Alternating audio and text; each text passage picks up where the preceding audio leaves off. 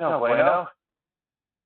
I don't know if you guys can hear me now. It seems like the audio's going out, but I can't hear myself, which doesn't really bother me. Boy, sometimes these settings are a real grunt. Can you guys hear me now? Anybody got audio now? I see the voice meter's moving. I need a new rig, but I will not ask you guys to help me get it. I will get it myself. Yeah, you hear me now?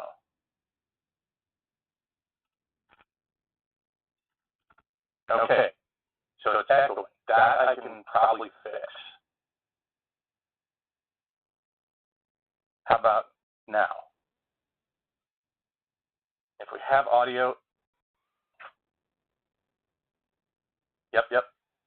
I see the two sources. Hopefully it's more bueno now and no echo. Let me know. So while we're waiting for me to figure out how to stop being an old man, let me know if it's still echoing. It should be fixed by now. So I made this, I've been trying to get a hold of one of those Phyrexian counters. So I made this one on my 3D printer. I mean, it's pretty decent. And since our commander raids, and Tortoise, I still owe you a couple of these tokens for checking out commander raids. But commander raids, the boss will easily go above 100 life, even though I still want to get one of them Phyrexian life counters. I think they look pretty sweet. I think this is not too shabby. It does the job. I mean, you guys can. It's all right. But this was just something that was on Thingiverse. I need to fix that. But I think it's kind of Phyrexian-esque. You know, this is the color of the PLA, so I had to hand paint everything. It took a lot longer than you would expect. But you know, this one it'll go over 100, which we need for the commander raids, because even with just 3 people on the hard mode, he starts at 150 life, and I believe it's just 2 dials on the Phyrexian one. Though the Phyrexian one does look, you know, pretty slick, but it's professionally crafted. So I'm getting into 3D printing. We're going to give just a couple more minutes for some more people to show up, and then we're going to crack. You know what I'll do? I'll do this just for you guys so that people can conspiracy theorize. Look, we're just going to do this for those people who have joined at this point. We are going to open these jokers. I am not teasing you guys. So let's get into, like, the purchase of these, because most of you know that I'm not big on doing pack cracking, which you can clearly see, you know, just by looking at our videos. But I ordered these back in December for a couple of reasons. When I first saw the oil slick raised foil lands, I was like, those are pretty dope. I want to have some in my commander decks.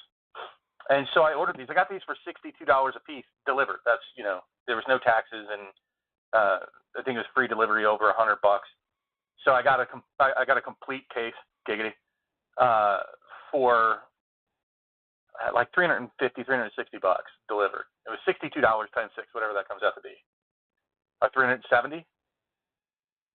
Oh, am I is that ASMR? You think because I read this thing? I just want you guys to know, yes, I am gonna open these in just a minute. But I did want to chat for a minute beforehand, so that we, you know, meet all the requirements for the title, and it's not just clickbait. Hopefully, you guys looked at the thumbnail. That is the actual progress I'm making on that Imperial Star Destroyer. It's going to be over 3 feet long, over 2 feet wide, and I think it's roughly like 20 or so inches high. You know, that bridge. If you guys are familiar with the opening scene in The New Hope with the Imperial Star Destroyer chasing the, I think it's a Corellian Corvette is what Princess Leia is in. So I also plan to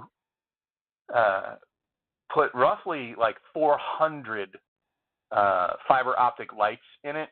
So it's been a whole experience, you know, trying to figure out all the pieces and parts that I need for the 3D world that I'm getting into. It's my first real print. You know, I printed out like this and one like box organizer for maps for Imperial Assault, to organize some of the map tiles in one of my board games. So those are technically the first things that I printed. But this is a pretty ambitious project, like over 300 parts. It's massive in size. It's going to require lots of gluing and bonding and sanding and drilling and wiring with fiber optic lights and LEDs and everything. So let me know if you guys want to see progress on that. I know that this is a Magic the Gathering channel, but I know most of you have other hobbies and interests, and I thought it was kind of clickbaity in a positive way on the thumbnail. So hopefully you guys enjoyed that at least. And with that, oh boy, we have 60% of the people so far saying that yes, they believe I am going to pull Mom. So yeah, I went all Phyrexian here. I don't know if any of you guys recognize. Oh, you can't see it, but here, I'll lift this up. So yeah, it is a Seb signed playmat. And just for those of you, I really am a Star Wars geek. So I went with the only Phyrexian playmat that I own at the moment, I think. Yeah, I think that's the only Phyrexian anything that I own. And here we go. We're pulling this Joker out of the box. Woot, you guys know I collect these things, so I'm probably even going to keep this box. Because look at that. The outer box is even foilized. I kind of dig that, so I might keep that. You cut that out. You can do some stuff with that. I'm big into keeping virtually everything because I'm a pack rat, and B, you never know like what pieces and parts become sought after over the years. Like imagine if you could get your hands on like that original pamphlet from Gen Con where Magic the Gathering was announced and released. I wouldn't mind having one of those. But I keep all these like bundle type stuff. I have the oh, what do you call it? The wedding invite. I think that's what it was from teleporters. I'm not sure where that comes from, but okay, cool. I'm not sure what that reference is to. Of course, they don't have teleporters. Say no Star Trek, but I love Star Trek too. So I am a nerd in most ways. Oh wow, that's double-sided art. That's kind of interesting and different double-sided art. Interesting in the fact that like if you wanted to like frame these, put them in some sort of memento thing, that you have two sides of it that you would actually like to see. So not sure how that will go. But I really do keep like many of my old boxes, just something unique. I'm not going to keep all of these, but I might keep one of these and like, I don't know, maybe cut some of this out, maybe use like this in a framing, and put a card here and then mount it on a matted back, Yeah, it was Val. You're right. It was Val. Wow. So that's my first time like seeing one of these boxes in person. And if you can't see it, the red Phyrexian writing there. That's pretty slick in all reality. I mean, I love bundle boxes. What do you guys value bundle boxes at? Like, what would you pay per box for, like, let's say a lot of 10 bundle boxes? My rough assessment is these boxes, because they're pretty well made, they're good for card storage, I think they're worth at least $5 a piece just for the damn boxes. But I will share something with you guys, pro tip, in case you're not aware. So if you get one of these bundle boxes, I don't know why they do this. This is dumb. I would get some like Elmer's glue. Because look in here, I'm pulling, I know it's hard to see, I'm pulling this insert out because it's not glued in, right? And you need that to not crush. We'll take a look at that in a minute. But you need this insert because it catches when you have all your cards in there. Let me take all this stuff out. It kind of catches the box to keep the lid from crushing down on the cards that you have in there, right? So as a pro tip, what I do is for every one of these that I open, I have a big old jug, like a gallon jug of Elmer's glue. And you just like kind of take a cotton swab and smear some here and some on the side. And when you're putting it back in so you don't get glue all down the side, just kind of pinch these in like this. And then you drop that joker in there and just let the glue dry before you put it back on top. And voila, it always sits right. Because I have some boxes, I don't know what happened to the insert, but then this thing like, here, I'll take it out and I'll show you what I mean. So that was completely down. Well, here, I'll show you with it like completely down normally, like with the insert in, right? That's as far down as it goes. and that's the perfect height for the cards. But you'll notice that the lid is taller, so if it can go down farther, right, then it's starting to smush the top of your cards.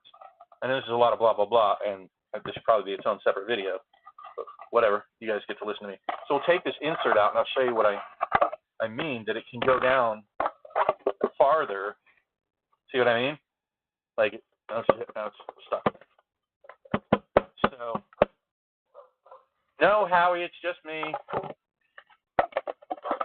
My dog barking. Anyways, just as a pro tip, that's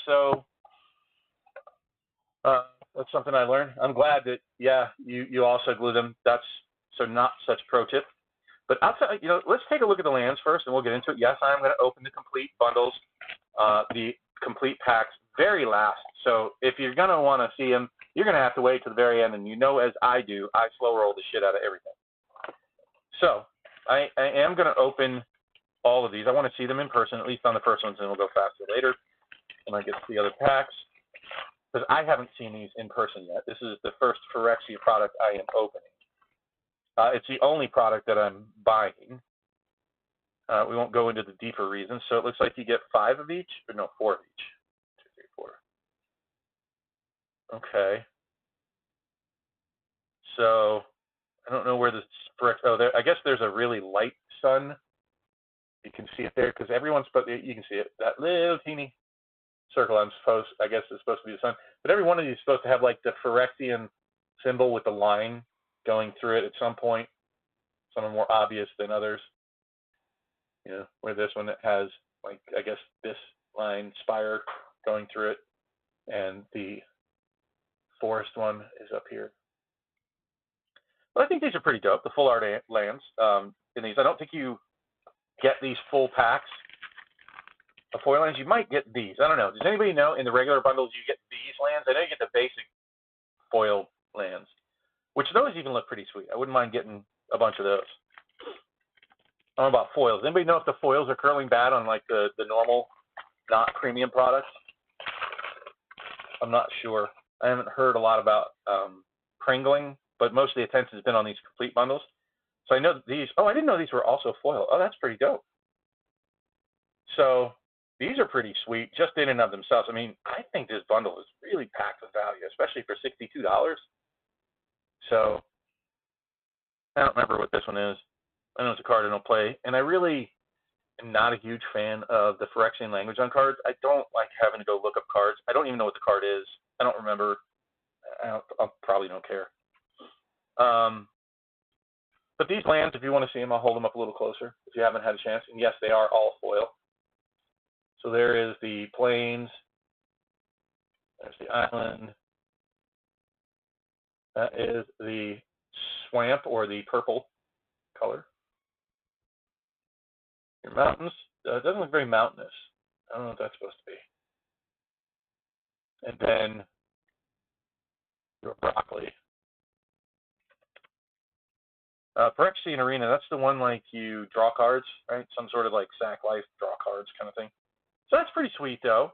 I mean, 2 packs of full art foil lands. I bet these eventually hold some kind of value, even if they're $1 a piece. I mean, you're talking about 20 of them in each.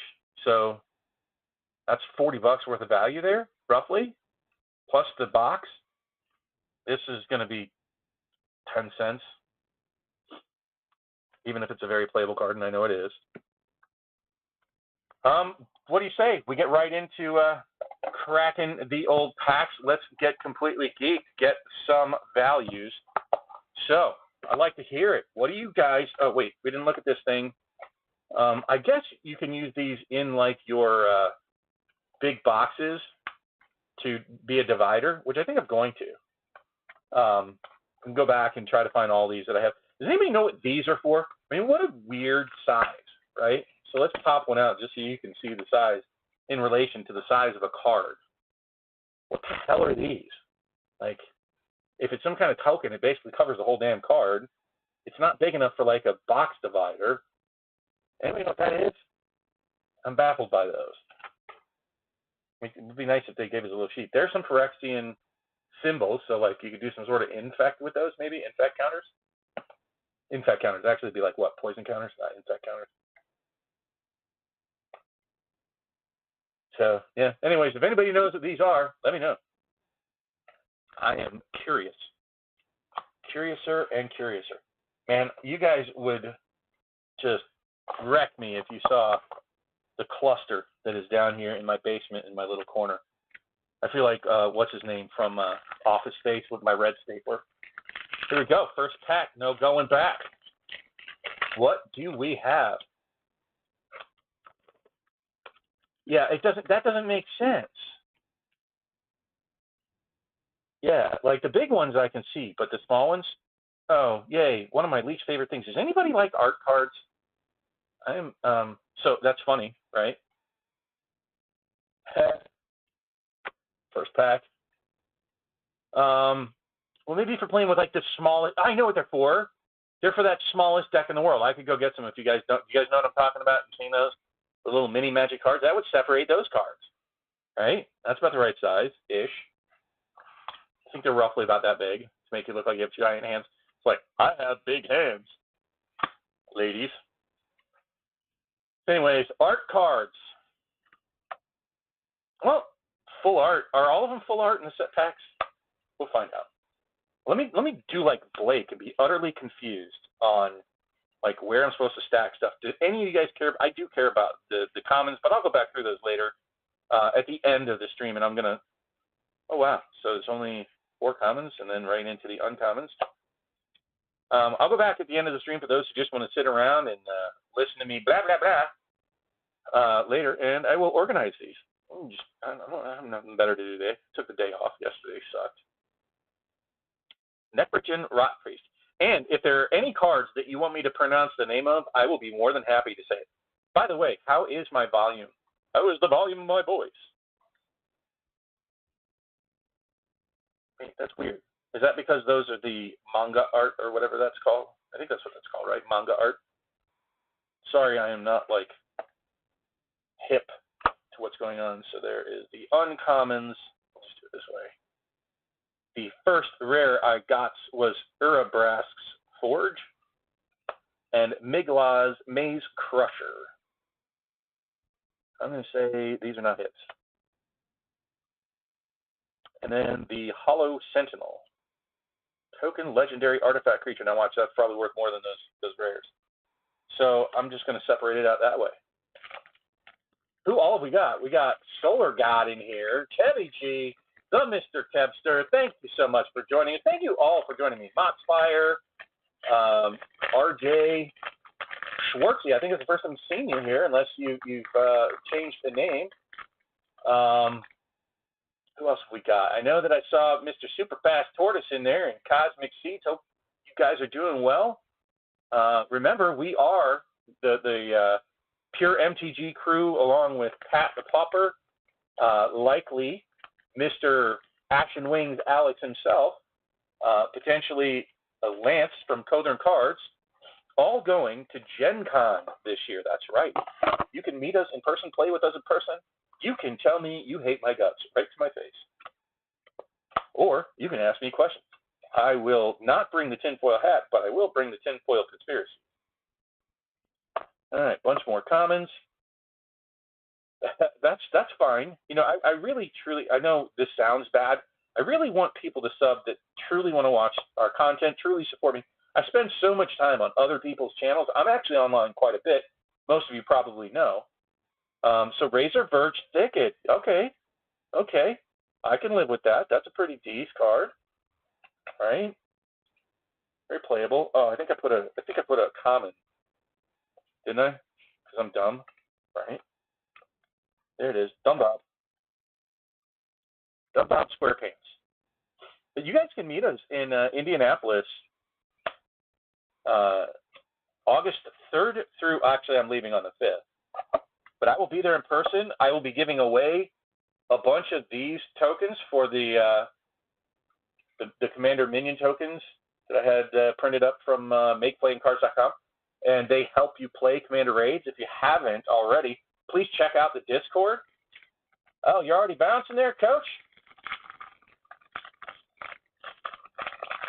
Or are you just saying good luck?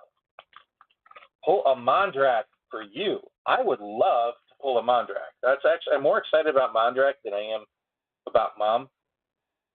Is that Mom? I mean, I know it's her, but is I don't know, is that the regular version art for her? I bet it is. Daggone right. Maybe that's a harbinger of things to come, because so far, I'm not like super impressed. Okay, so far it's all full art lands. All right, so that stuff and things and that card and that one. Oop, I put a token on the comments, right? Because that's the way I do. Huh. Well, let's see if we can't fix that. Let's put some filters on here.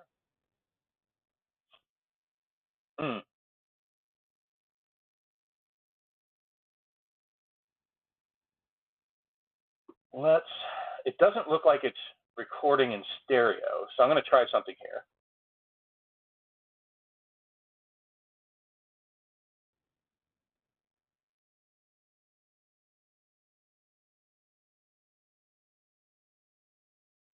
Right? Now you're going to get the echo. Why is it stereo? Oh, I bet it's because of like all the monitors I put on it. Oh boy. Yeah, I did a thing that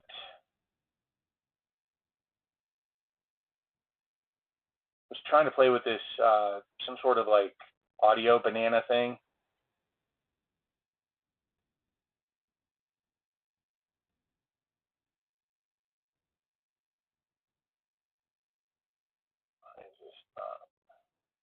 Well, I hate doing this right in the middle of a stream, but it's good to know this. I didn't know that it was going to be such an issue.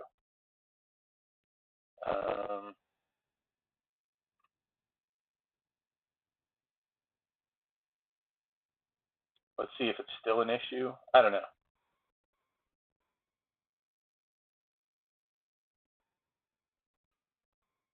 Let's see if you guys can still hear me. I don't know if you guys can still hear me or not. I'm sure you're going to tell me in a minute.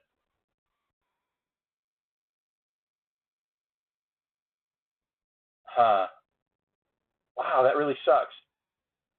Yeah, when you try to improve things, you oftentimes end up screwing them up, which apparently is what I've done.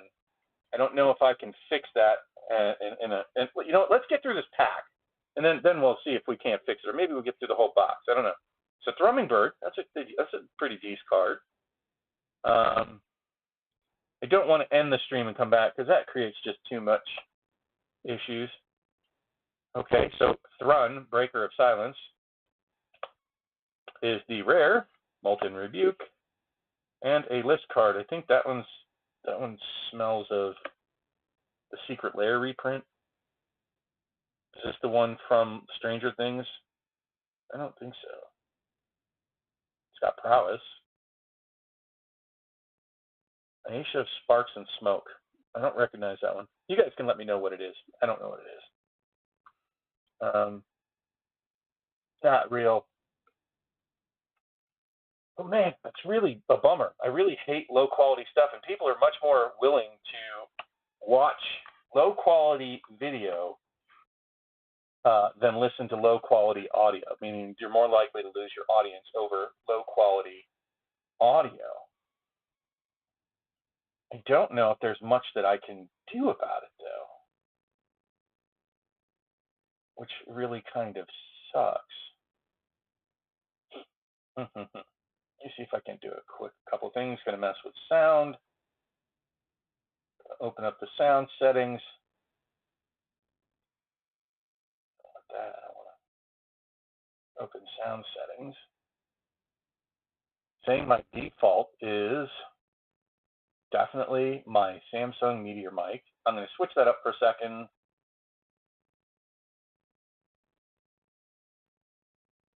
I don't think that's going to help any. Steam streaming mic. Very weird. It's still only showing like a single track instead of stereo, like it's a mono track, which is probably what leads to the lack of quality. And I'm sure it's an OBS setting thing. I don't remember exactly how I messed that up to try to get the stream banana thing working. Let me see if I can't kill that stream banana thing. Services, it's running. There's like a audio banana, if any of you guys have ever dealt with it. And the whole purpose of that was to try to get audio into StreamYard, right? Because it's very, like, you don't get to choose your audio sources, really. It just lets you pick, like, whatever your default one is. We wanted to use OBS as the output. So we downloaded some sort of banana thing. I don't remember what it's called. And I think it hooks and grabs a lot of the audio sources, makes it. Well, I think this is sort of the repercussions of that Joker running. Oh boy, I can't find it. I don't remember what it's called. Something banana. Your banana, my banana, hold my banana. See if I can't find it just by searching it real quick. Otherwise, I'm just going to go back. You guys are going to have to listen to me. Voice meter banana. Okay, is that something I can kill? Can I kill you? TUVW. Of course, it doesn't have like the service listed here. Let's see if I can. I think even if I uninstall it, though, the service is going to continue to run. Boy. Oh, boy, I've made a fine mess of things. All right, we're going to go back to opening packs because that's far more exciting than watching me troubleshoot my audio quality issues. Sorry about the quality. Sorry it sucks. Wish it was better. I'll get that fixed. Oh, that was Street Fighter Ken. Oh, I didn't know they did that. I didn't know they did the Street Fighter reprints already. Oh, there's the signed Hoonyaker and a foil land. So that goes with the other foil lands, I guess. A Gitaxian Raptor. A Gitaxian Anatomist. Vivisurgeon's Insight. Surgical Bay. I didn't know they had other lands. What's this? And there's a battlefield tap. Add a blue. Sack it, draw a card. It's okay. I think I'd rather have cycling on it. I think that would be more better. Oh, let me get back to stacking these correctly. That's like the mental misstep, but minor one instead. Urbrask's Anointer, and then Malira, the Living Cure. So not exactly rocking the home runs here, and an Archfiend of Dross. So no mythics yet at all. And a Meldweb Curator.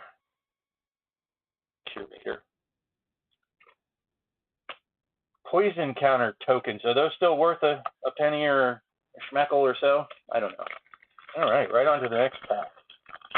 It's pretty sweet looking. The art itself is. Some manga art thing. I can tell what that is. That's a mountain. Pretty good at that. So obviously it's a land cycle, clearly. Common. Not bad. I'll have to go back through these a little slower later. Oh, Kaido. Okay, cool. And Hex Gold Halberd foil. So we are not rocking out with our socks out, but we got a few more packs left here. So maybe we'll pick up. Maybe we'll pick up some heat and some spice. Maybe it'll be better than my daggum audio. Man, I really want to fix that. It just irks me. Why? Why are we so bad? See if I can't do anything at all with this. So the filters are on. Those are usually pretty good, the filters. I don't want to mess with those. Properties.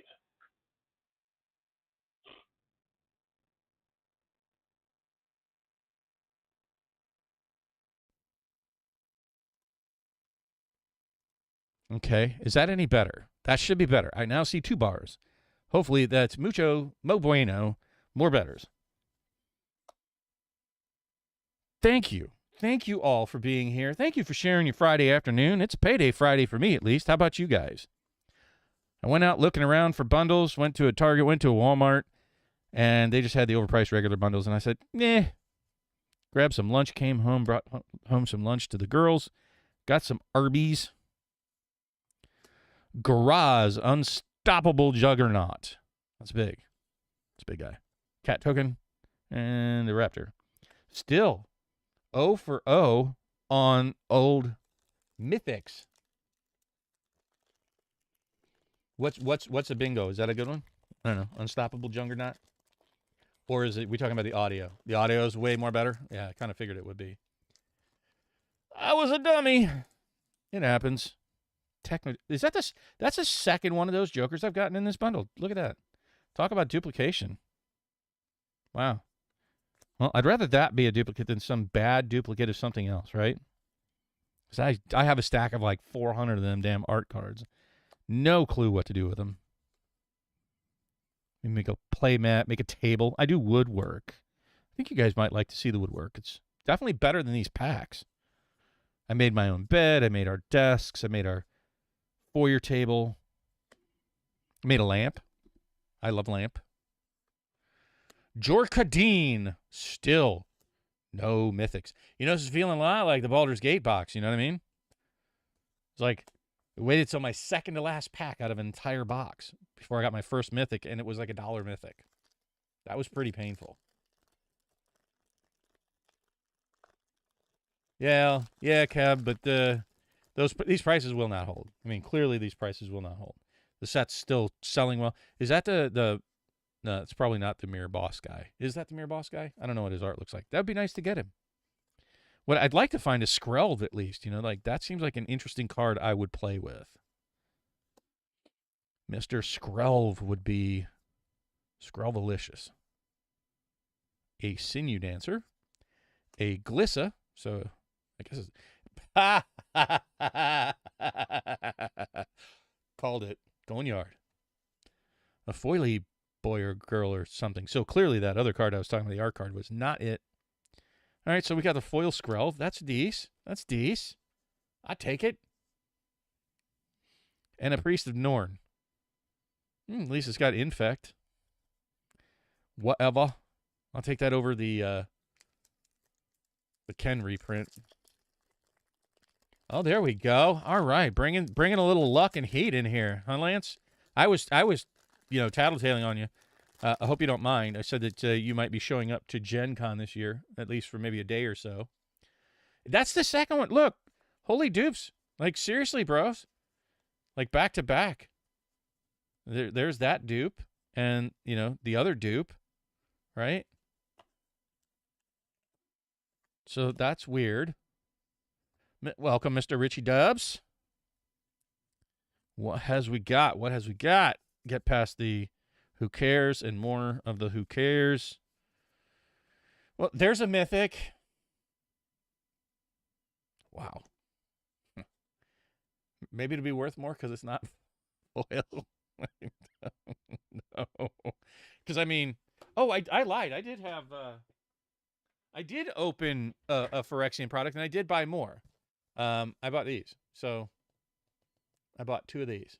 And I haven't even cracked the outer wrapping on the one. I don't even know what I did with it. So I did open one of those the collector sampler packs. Got kicked right in the mommy daddy button. So that was not awesome. The Seed Core, okay, I guess it's cool. Offer Immortality and Let's Play mini game. I guess I'll throw that in with the tokens, huh? That's where it goes. Yeah, it's from Ruin That. I don't know what that means. Hopefully, Commander Masters. Oh, you mean hopefully, you're going to Gen Con. Another signed art card. Who gives a flip? But Commander Masters might ruin that. Why would Commander Masters ruin that? Is it a money issue to go to Gen Con? Maybe. These definitely, like, you notice, is sort of feng shui with the way that they put cards in these set packs. And then Kemba. Wow. So that'll be funny if that's the only mythic I get in the entire bundle. Wow, this has not been like stellar. The Skrelv, I think, is probably the best hit so far. Thankful that the audio, I fixed it ish, at least, hopefully, somewhat. Too many techno gadgets for this old man. Doodah, doodah. All right.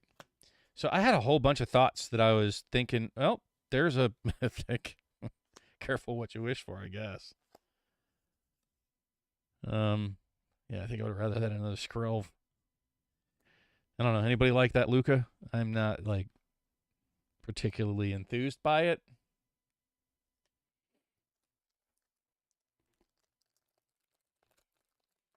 Oh, I'm not trying to get my money back, Kevy. You want to know what the silly thing is? I did order the bundles just for these. Like I said, it's $62 a piece. Wow, that's a third signed one. Apparently the signed ones are all in the bundle boxes, because that's a thing. Excitement? Oh, okay. Yeah, let's go, Luca. I don't know. Kind of hard to get me excited. Ooh, giggity. Washer dryer, tacos, Rudy memes, Black Leaf Cliffs. All right, all right. I like the lands. I don't ever get upset about the lands, but that's it. That is all of them for that bundle. So that's the two mythics out of that bundle. Like, eek. 12 set packs. Those are my two. I mean, list cards, which is pretty standard for me to get kind of hot garbage. And so the only card out of this entire mess that I'm like actually happy about was the Foily Boy Skrelv. All right, so we're going to set these aside. Just kind of stack them that way, I guess. Get these off to the side. And yes, you're going to have to wait to the very, very end for all three at once, though. But you get all three at once of the complete editions. Yeah, I mean, I take Lance's in for rip and ship. I mean, he opens more packs than anybody I know, even Rudy. So, I mean, that's a lot of packs. All right. So, actually, we'll just put this in the bundle. Keep them more safe. Safe. What do I do with the lands? Oh, here they are. Because I'm organized. There we go. So like I said, I will stay on as long as people want me to later today to organize, because I'm all OCD. All right, here we go. Bundle number 2. Bundle number dos. Where's the Japanese say? Ni. Oh, forgot about the insert. Keeping them. I swear I'll keep it. Put this thing over with the other thing. I'm not even going to bother cracking those land packs. Set aside. Complete bundle pack number 2. I don't know. Has anybody seen the complete bundle packs up for sale? Just the bundle packs? One had 3 Skrelv. I would have taken 3 Skrelv. 1 Skrelv. I like Skrelv. Yeah, I don't really play dinosaurs deck. Yeah, that was. Let's hope that that this is like me. It takes me a while to heat up and get good. Come on, Mondrak. I would.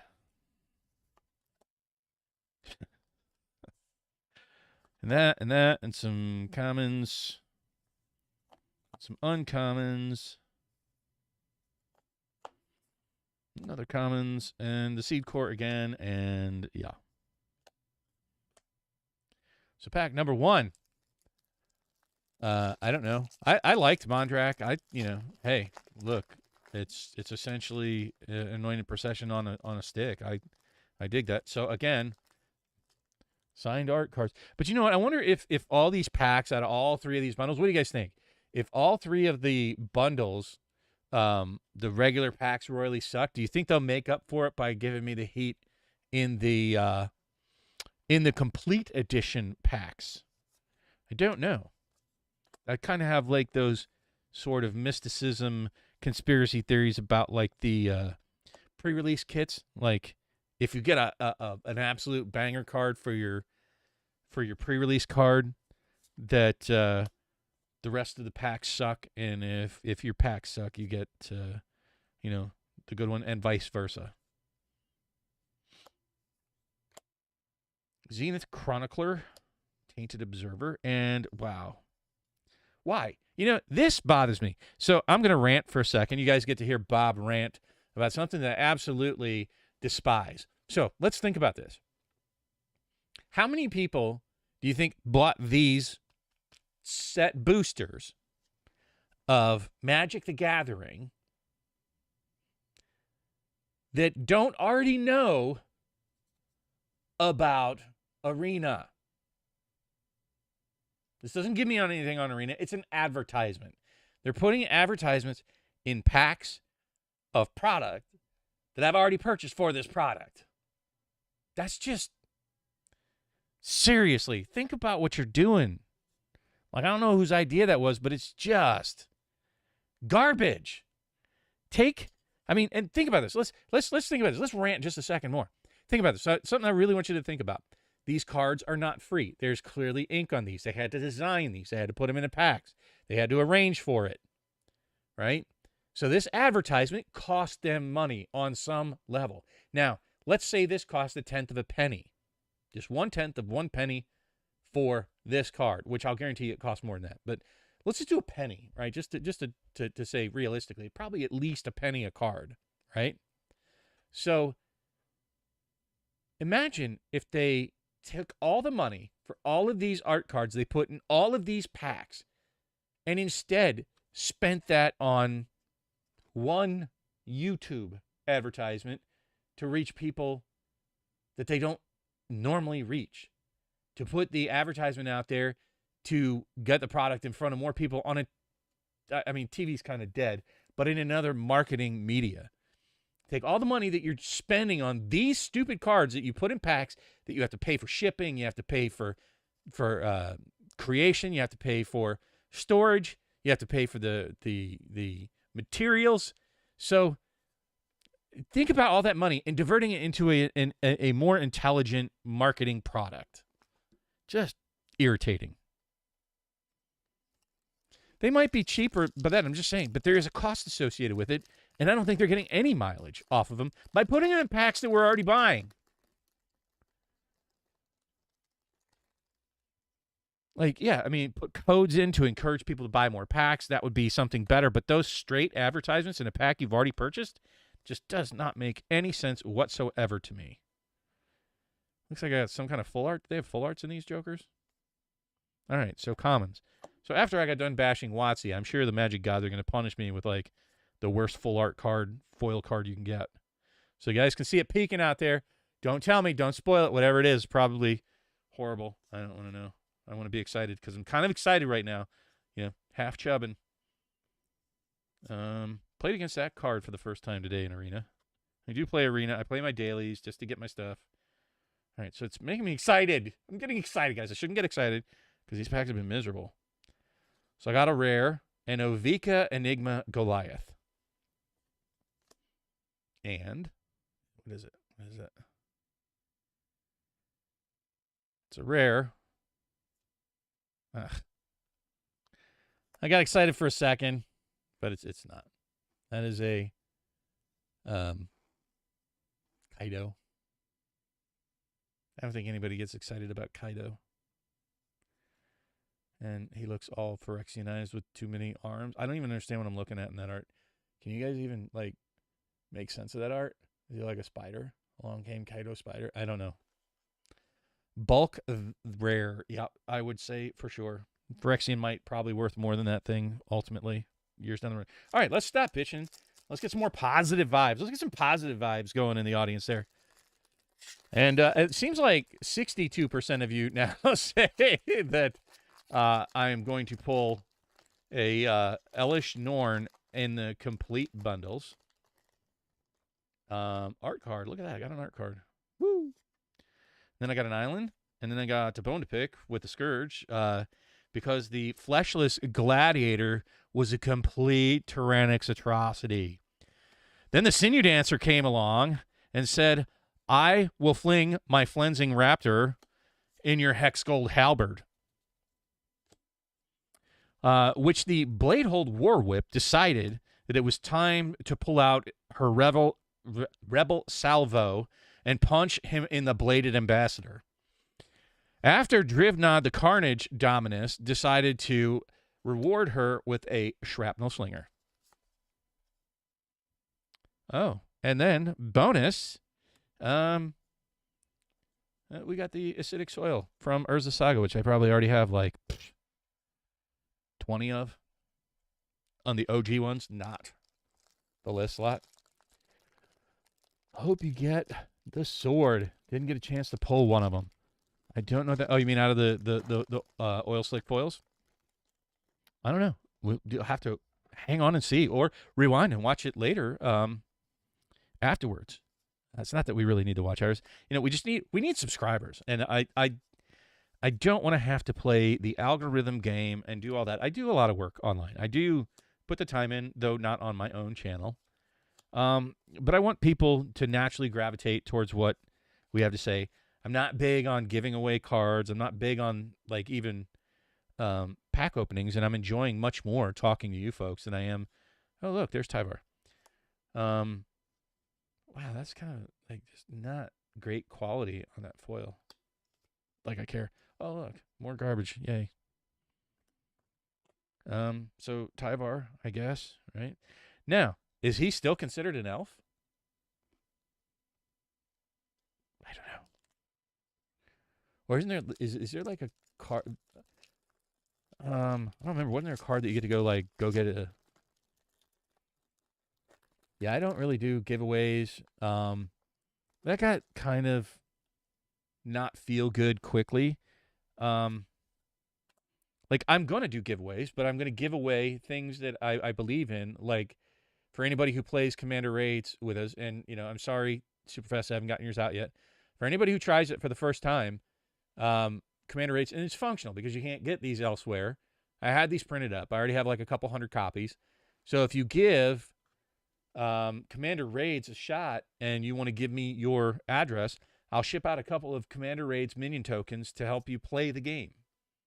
That's just freebie on me. That's the kind of giveaways I like. I want to get people involved in the format, not because it benefits me. You know, it is a little bit of ego stroking to say, hey, I created a great format, but I really think it's a ton of fun. If you've given it a shot, I think it's Skrelv's Hive. I'd rather have Skrelv. At the beginning of your upkeep, if you lose one life, and at the beginning of your upkeep, lose one life. So it's almost like Bitter Blossom.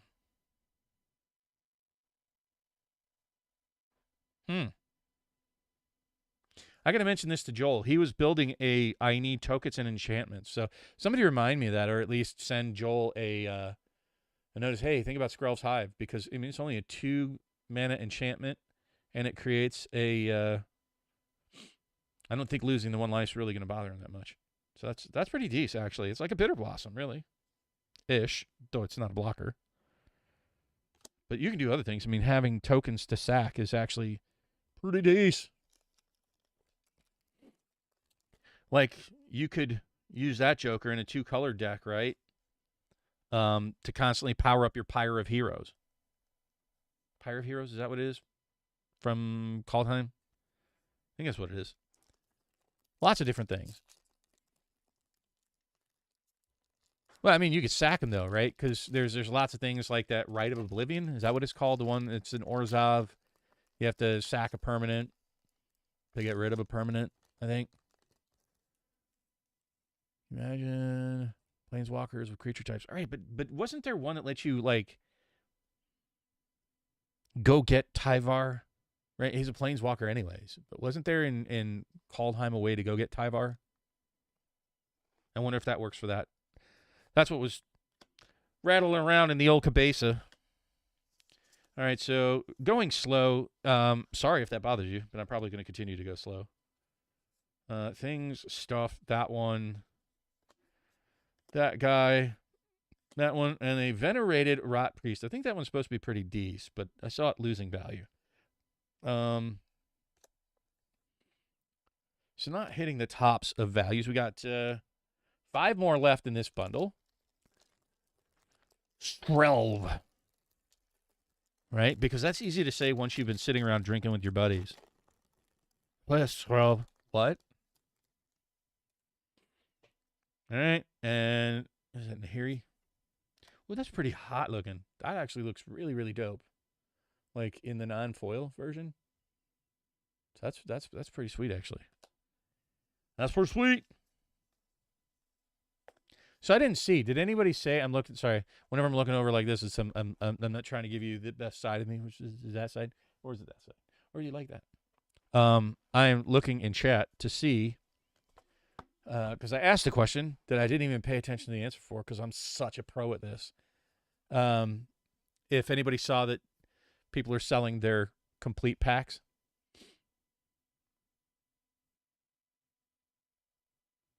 The lands are pretty epic in this. I will give it that much. I mean, honestly, that's why I bought this. So I don't think I ever finished saying that. As soon as they showed the oil slick raised foil lands, when they spoiled, I said, I want those. I like those. And I even went back and looked. I was like, I'm pretty sure on Cardboard Conversations, I said, those are dope. That's actually pretty dope. That's a pretty dope version of Thrumming Bird. So, getting some decent playables at least. And then, nope, it's a rare. I got a Slow Bad. Slow Bad. Take it easy. Skrell sounds like an Eastern European.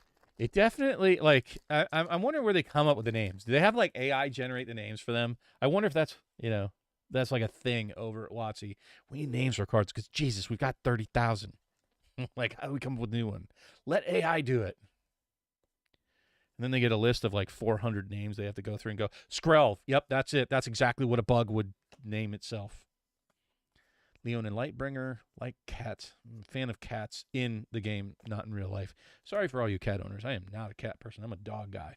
Ossification, that's kind of a so-so. Porcelain Zealot. That's pretty sweet art. Did you guys see the art on that thing? That's pretty dope. I got to stop saying dope. I'm way too old for that shit. Not the bundle. Not the whole bundle. Just the pack. I was wondering, like, if people are selling the packs. If so, what's the asking price? Well, there's another Thrumming Bird. I mean, I guess I asked for it. Geth, Thane of Contracts, and Serum Snare, along with a Collector Oath. I think I already have a Collector Oath from Modern Horizons 1. I mean, I think it's probably like a $3 or $4 card. No, that's fine with limited. I mean, I get it. These are set boosters anyways, so I mean, you're not playing limited with set boosters. I'm not a big fan of set boxes. I'm not a fan of the set mechanic just as a design. I mean, as you see, like, the freaking list cards I've gotten don't, make me go, woo! Although I just did. So, I don't know.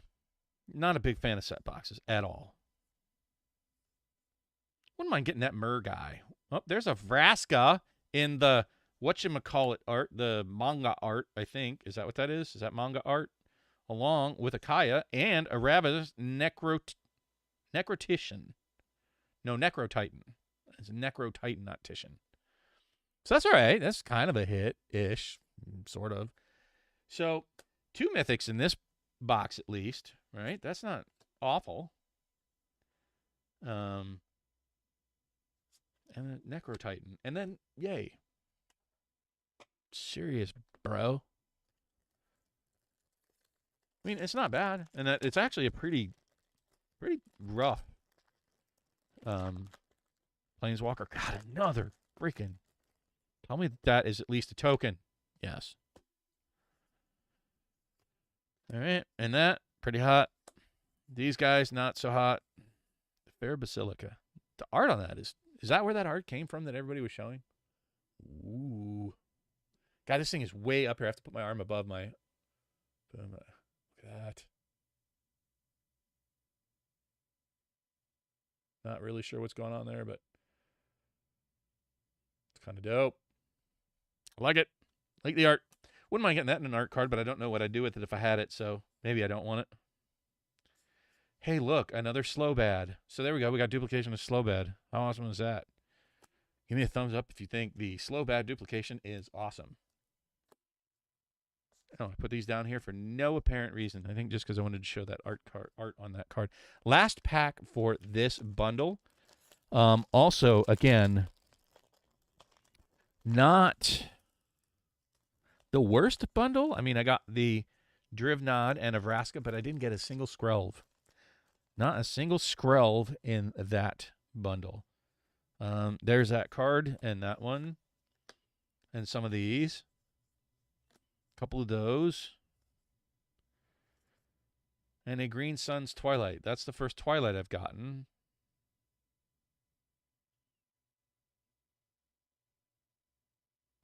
Choose a creature card and or land card from among them. Put those cards into your hand. If you only get to choose one card, how do you put those in your hand?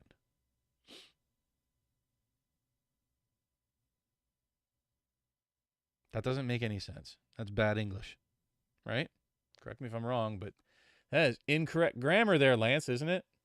Choose a card and or, oh, and. I'm sorry, I didn't see the and. So I'm just dumb. It's not bad English. Well, what an appropriate card to finish that bundle on.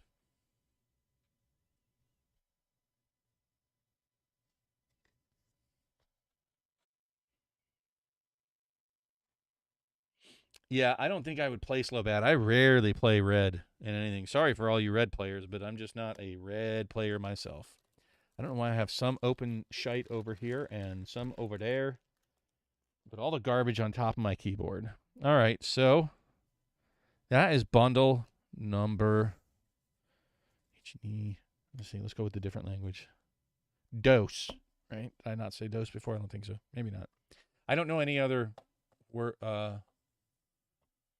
Oh, yes, I do. Yes, I do. I know one more language where I can count to 2. All right, so that bundle is in the books, folks. Grab all them there, clean it up, put it in the box. I'll keep going a little bit later if people want. I do kind of want to play Commander Raids, though. Like, I played last night, and I'll play again. Because that's literally the only way I like to play Magic anymore. So I am kind of hyped about it. So if any of you are up for playing tonight, let me know. Join the Discord. Put something in the looking for group, and I will try to put something together later.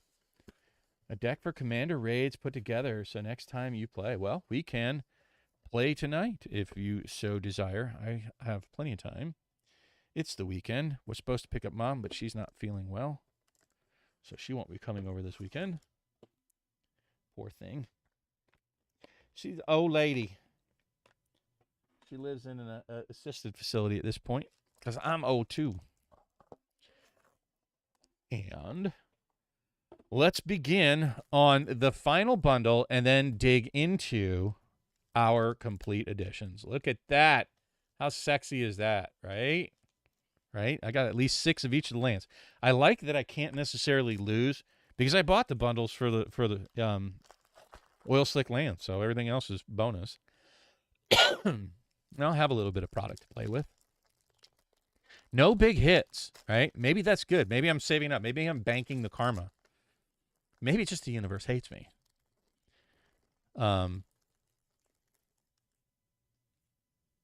It's pretty dope art. I think that was that common card.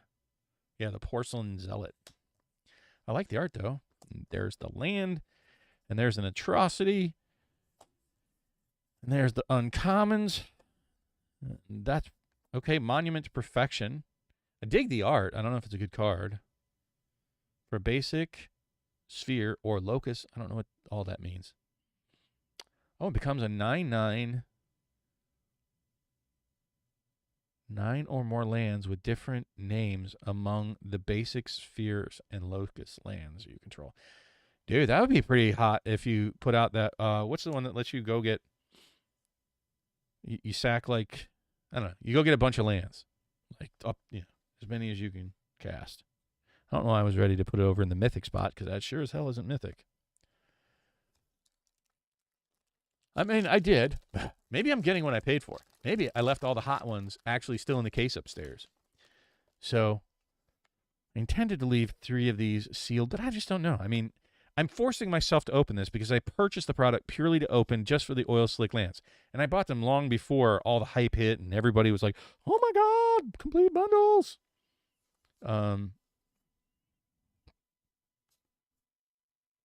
Argentum Masticore. Masticore is just not a good name anymore. Back in the day, the Masticore was like one of the it cards to have. Out of Versus Destiny, I want to say it was. Still have mine. Got a couple of them.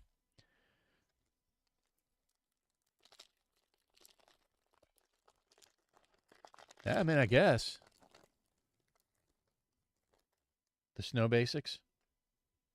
You still got to get 9 lands into play. That's a lot. So, I mean, unless you're ramping somehow and playing multiple lands. Oh, look, another full art card, but it looks like it is in the uncommon slot for sure. Yeah, see that? See it? I don't know how clear that is. But let's just go right to that one. Boom. No, it's not. Well, that was the rare. I went right to the rare, folks. Cut right to it. And a Razor Verge Thicket. And a Foil Duress. And another Hadouken. All right, cool. Well, so let's get these sorted correctly and then move on to the next. All right. Maybe they'll make a Drake tribal, huh? Monument of Perfection. If it's white border, it's rare or mythic. It was white border, and it was rare. And I'm not familiar with that guy. Kethik. I don't want to read it. That's a wall of text. Dookie, dookie, dookie. That's right. I said it. That, and these, those.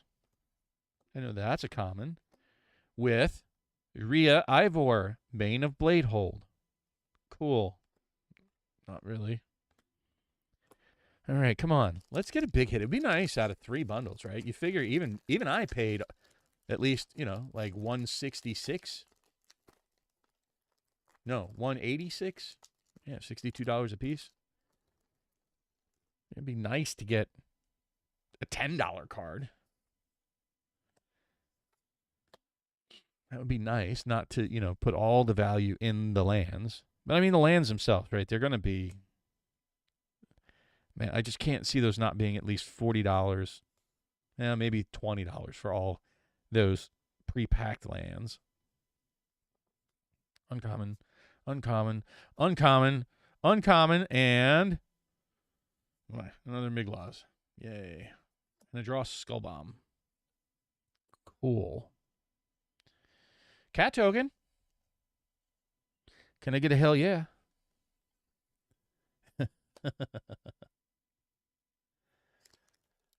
What's bad? The one I didn't want to read all the text on, or the Ken card, or just these bundles in general are pretty bad. This is not exciting. Not really. Not excited yet. But you know what? We still have those 3. So I want you guys to vote on which of the 3 bundles. Oh, can I do that? End poll. So 57%. You guys are losing hope that I'm going to get feeling that positive vibe. That's right. Go get them super fast. Start another poll of let me see. Which one was the worst bundle? Well, that's what we'll do. Wait till we get to the end of this bundle. And that will be the first that'll be the first complete edition pack that we open.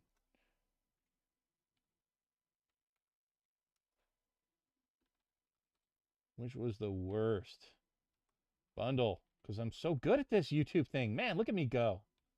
I'm so good at this shit. We're going to say 1, 2, add an option, or 3, ask.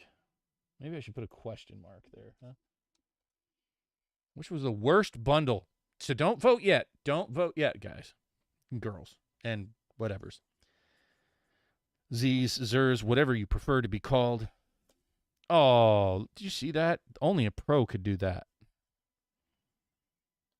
Only a pro. Don't try to do that at home. Black Sun's Twilight. I think that's all of like a 10-cent card.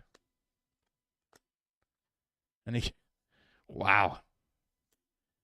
Just loving the list slot, guys. Love set boxes. The list slot is just such a feel-bad card for me. Out of the probably 300 plus list cards that I own.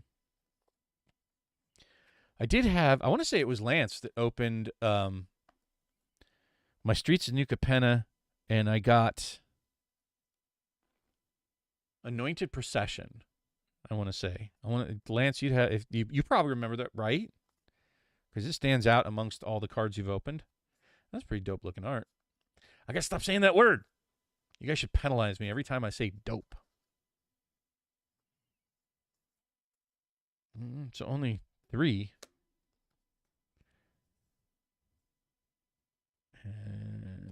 And that. And Blackleaf Cliffs, full art. Look at that. And the monumental facade. Wow, a prosthetic injector. Keep that away from Mr. Winky. Yeah. Wow. So that's pretty sweet looking. Blackleaf Cliffs. I don't know. What do they call those? Fast lands? Are those fast lands? Slow lands? I don't remember what those are called.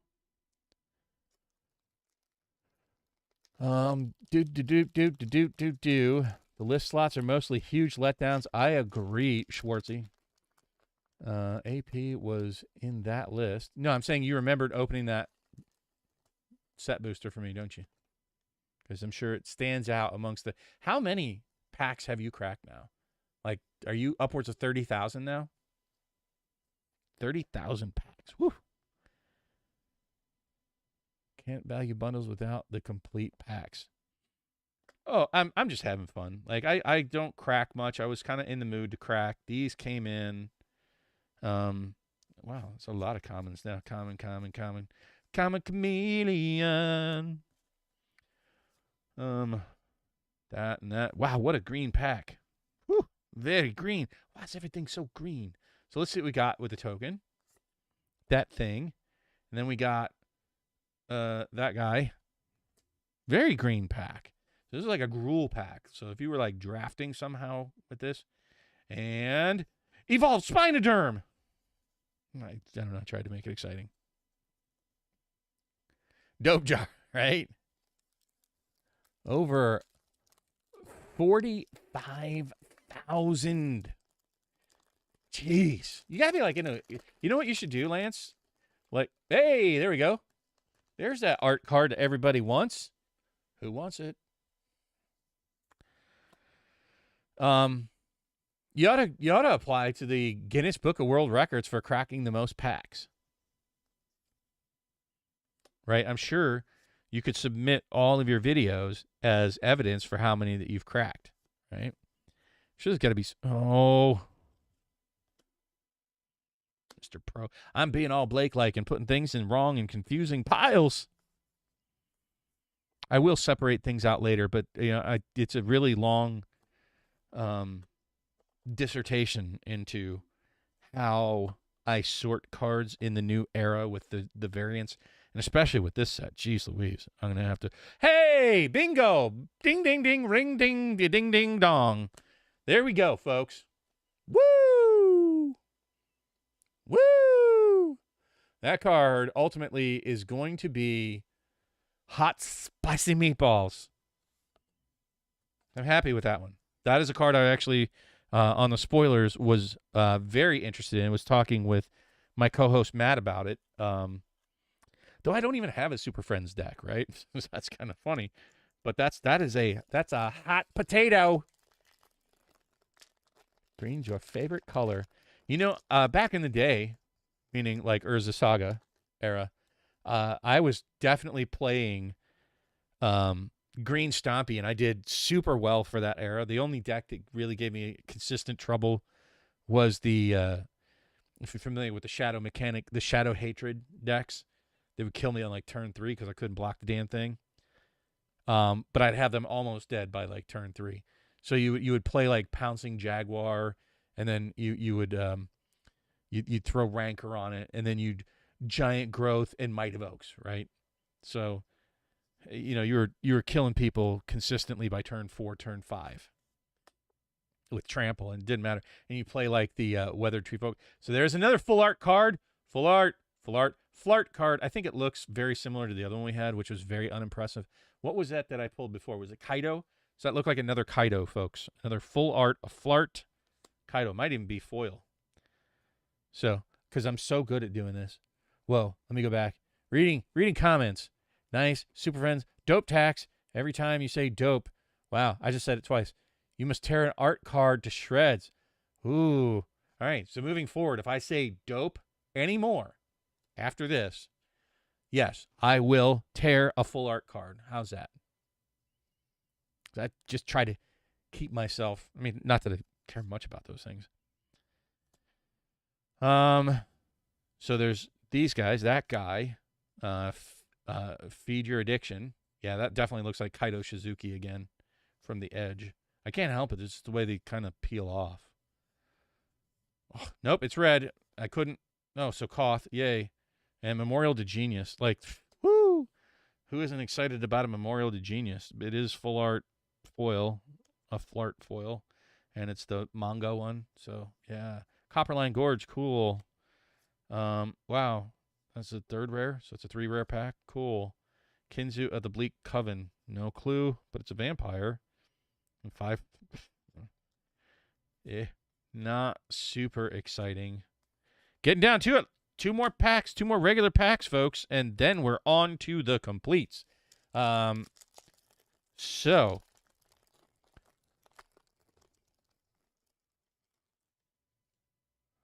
here we go. Wow. Tried to throw the land in with those things. Do.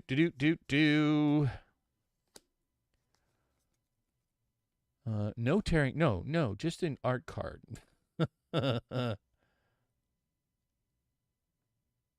Whoa.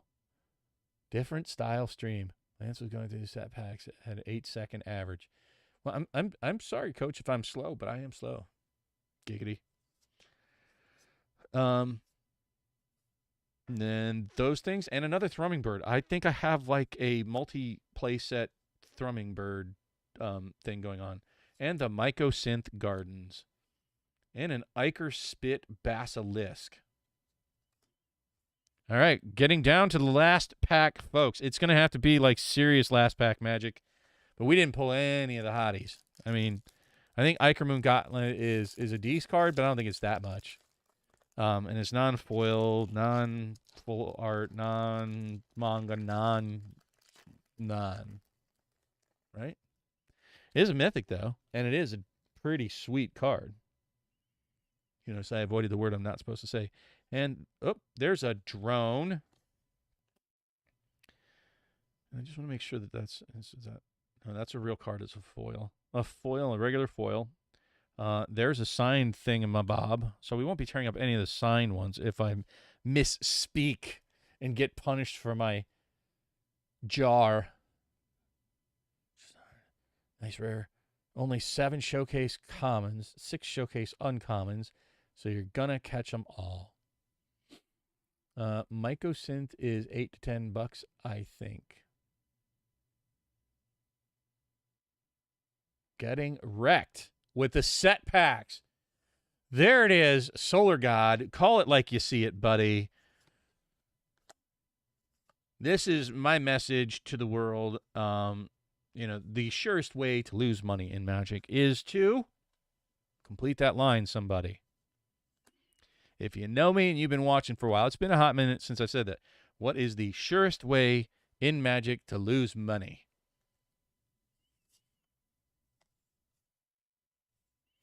And there are all of the uncommons.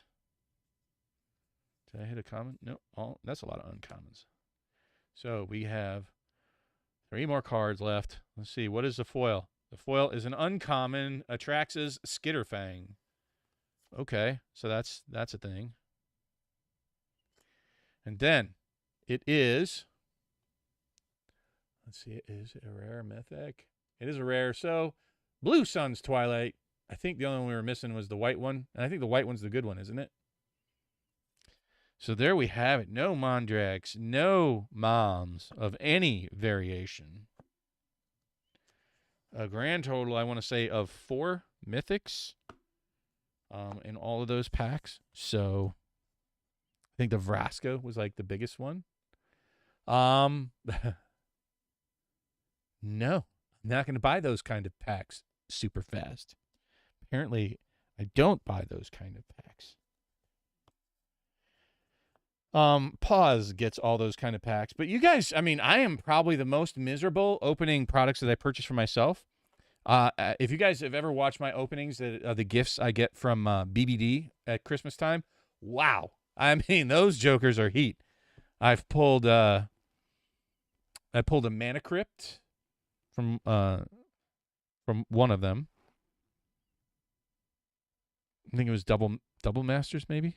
I want to say it was Double Masters that he sent me. And I pulled and this year I pulled the Imperial Seal and Renin 6 out of the Double Masters he sent me this year for Christmas. So very generous, and I pull pretty decent for the gifts that he sent me. But if you guys watched my box opening on the round table to try to help out Louis over at Kitchen Table TCG, I think he's in the process of renaming. That was miserable. That box, even for Baldur's Gate, was. How do I see my own poll here? There we go. So 75% said bundle number 1 was the worst. So it's going to go like that. That is the order that you guys thought. I don't know why you thought 2 was the second worst. That's when we got the Vraska and something else in. I don't remember what it was, but it was halfway decent. All right, here we go. So I'm pretty excited. Probably only going to do this 3 or 4 times in my life. I might crack one of the other ones upstairs open. Look, no advert card, guys. It's not an advertisement card. Maybe it is. Maybe they're just messing with me. And on the front side of it will be advertisement, right? So here we go. Pretty exciting. Once, twice, 3 times in a lifetime. You know, I need to cut the pack open because I want to keep one of these packs or try to open it gently. Here we go. Ooh. Lance.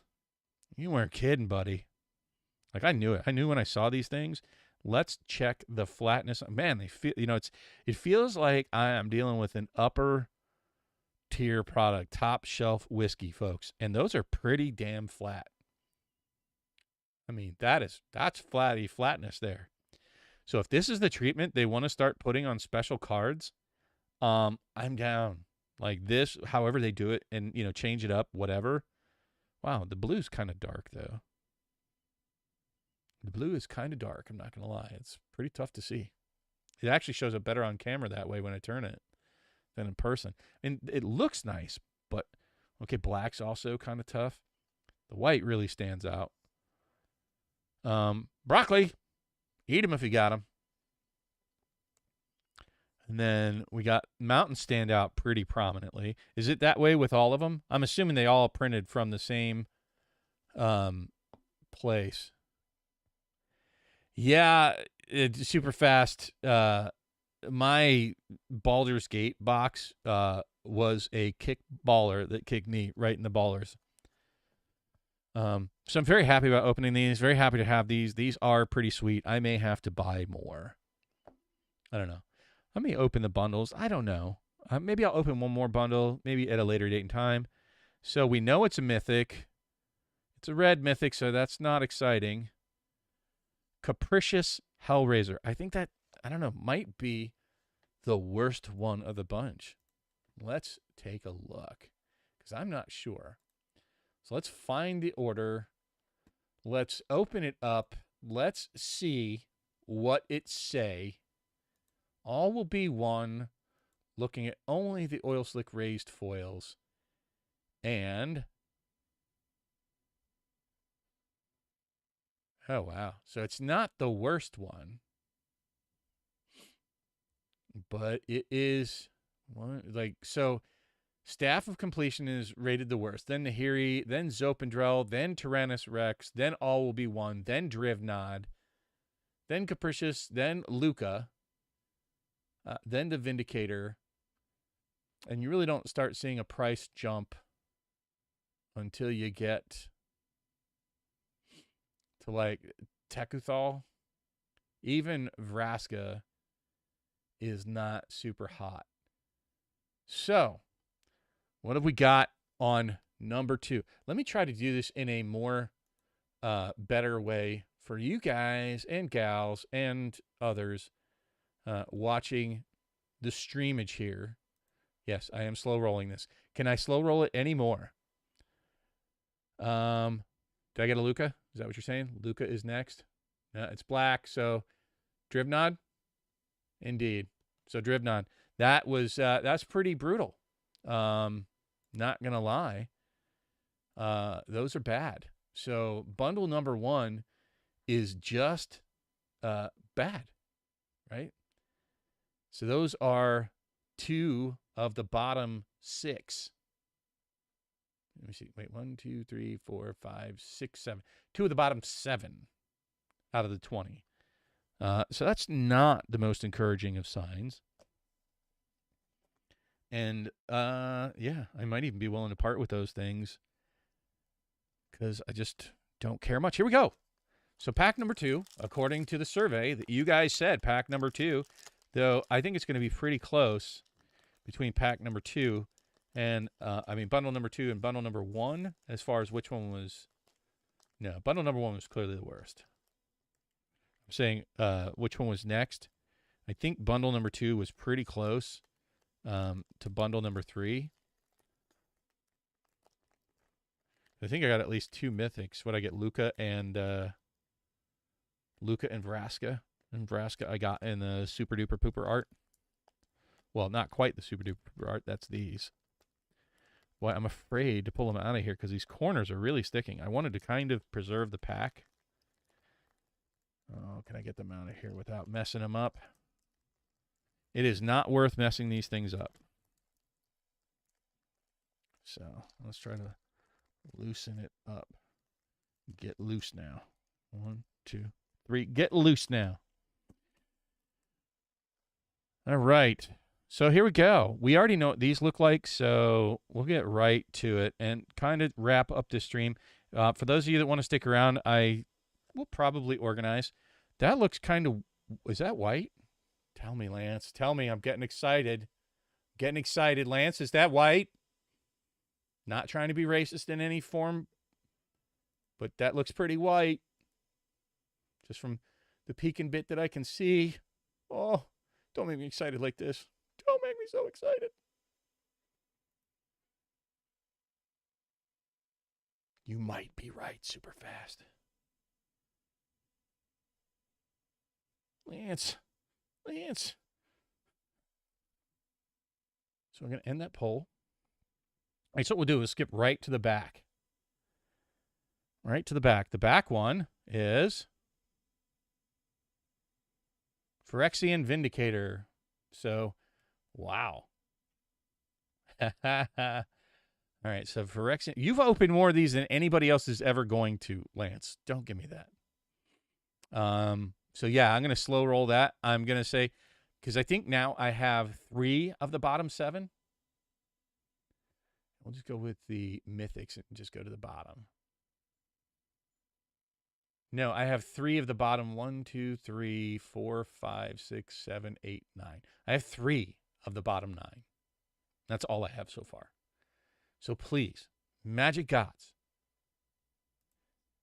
Heart of the cards, rip it off, Tyrannus. Oh, God. I know that's in the bottom. So I have 4. All 4 are in the bottom 9. Wow.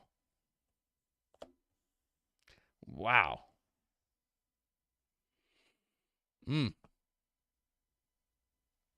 Not looking good, folks. Not looking good at all.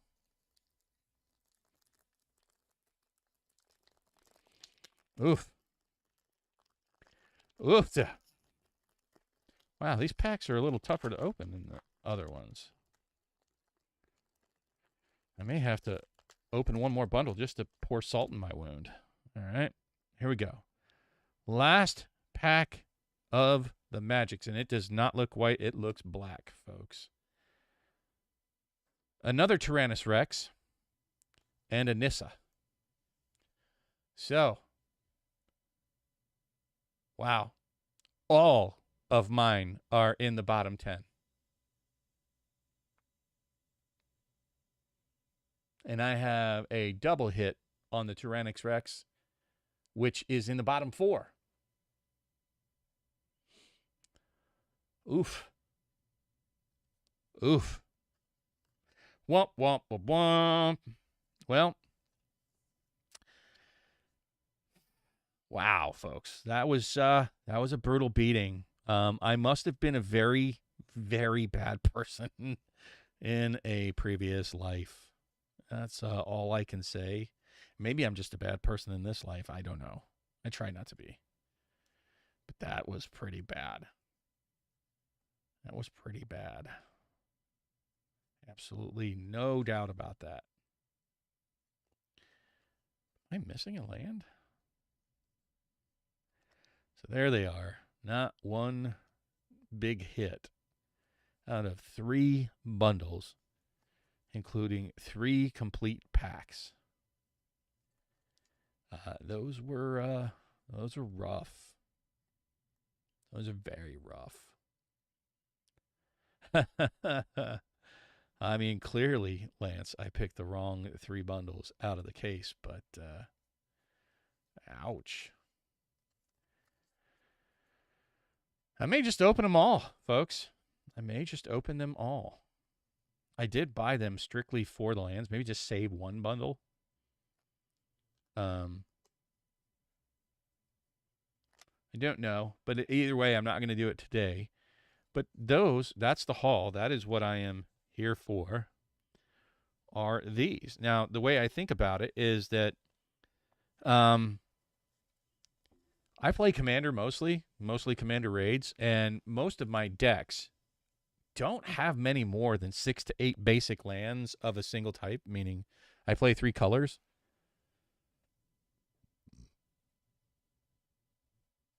You'll break dinosaurs for me? Will you do that, Kebster?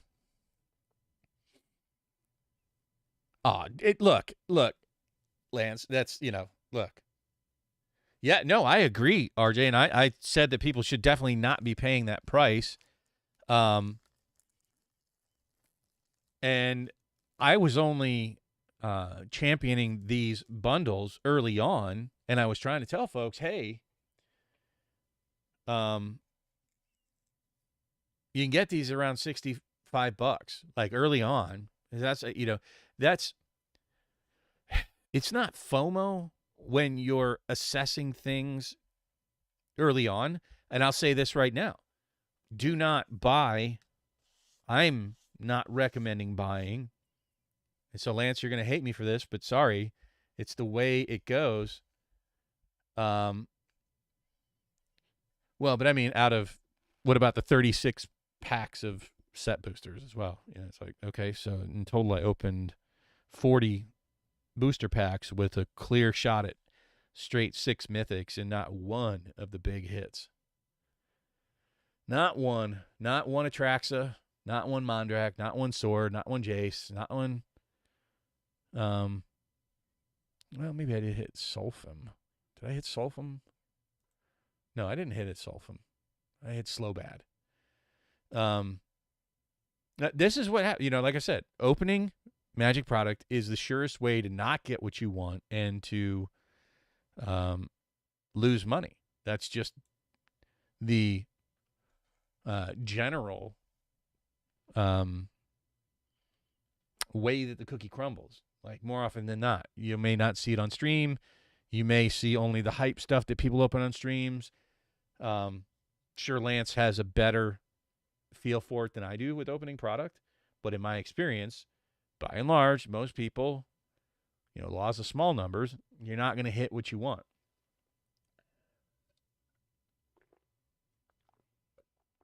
I was guaranteed what I wanted out of these bundles right from the start. I said it back in December. I rewatched our Christmas video for Cardboard Conversations, and I said, I believe these are going to be $5 a piece. And I think if you average it out, they are. And I think they're going to go down as people crack these bundles and try to recoup some of their money, and had this, complete nut punch of a go at 3 complete packs, $200, right? So for $200, I could have bought a lot of these and not had this mess that, what do I do with this? Like, I'm not going to play Tyrannus Rex. There's not a card here I would play. Not one. Nope.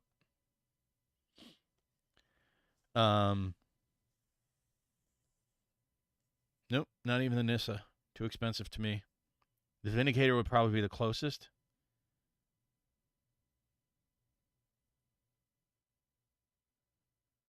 So, I might play the Vindicator. He's actually pretty good. Put it in my fiance's Angel deck, because that's just pretty dope. Oh, I said it. I said it. Not even on purpose. That was a complete mistake.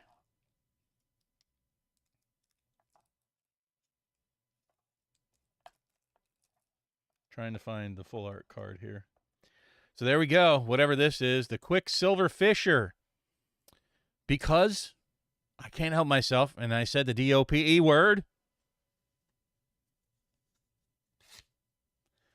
RCB. Oh, look, they are purple core. That's a weird choice. Oh. Yeah. I don't really sell cards, though, right? So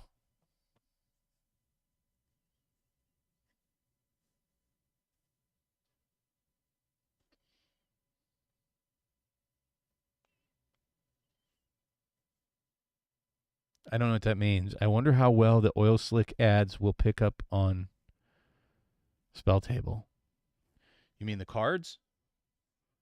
Well, I bet they're going to be miserable to try to pick up on Spell Table. Indeedly dooey. Indeedy dooey.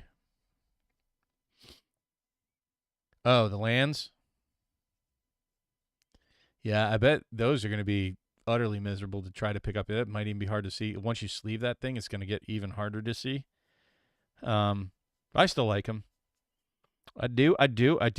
So I don't feel too bad. I'm actually more excited about all the lands that I got out of all 3 of these bundles. So, I mean, if I sold all of these right now, could I possibly recoup the cost that I paid for the boxes? Probably. Do I want to? No. Yeah, I did open the land packs on the first bundle.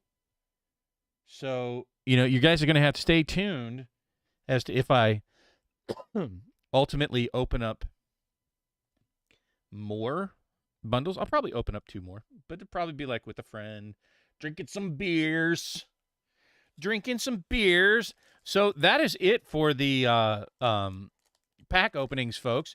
I'd be happy to sit and chit chat with you all for a while. I'm gonna organize my cards. I want to thank all of you for being here at least and sharing your thoughts and complete disappointment with the complete popping of Bob's balloons. For any hits out of any of the bundles, other than the Iker Moon Gauntlet, which is right on top. So we'll go back through here. You'll see. And yes, I'm very happy with all of the lands, like all of these. So absolutely thrilled with having these, and I am even more ecstatic that I only paid $62 a bundle, right? So sweet. Very happy with the boxes. Very disappointed that they didn't put dice in any of these. Like, that's a very odd choice because I like, the big honking dice. I think the M21, that looks just so sweet. All right, so there's the M20. These are the ones from Theros Beyond Death, which I actually like the colors. They stand out nice and bright on spell table. No doubt what the numbers are on these things. So,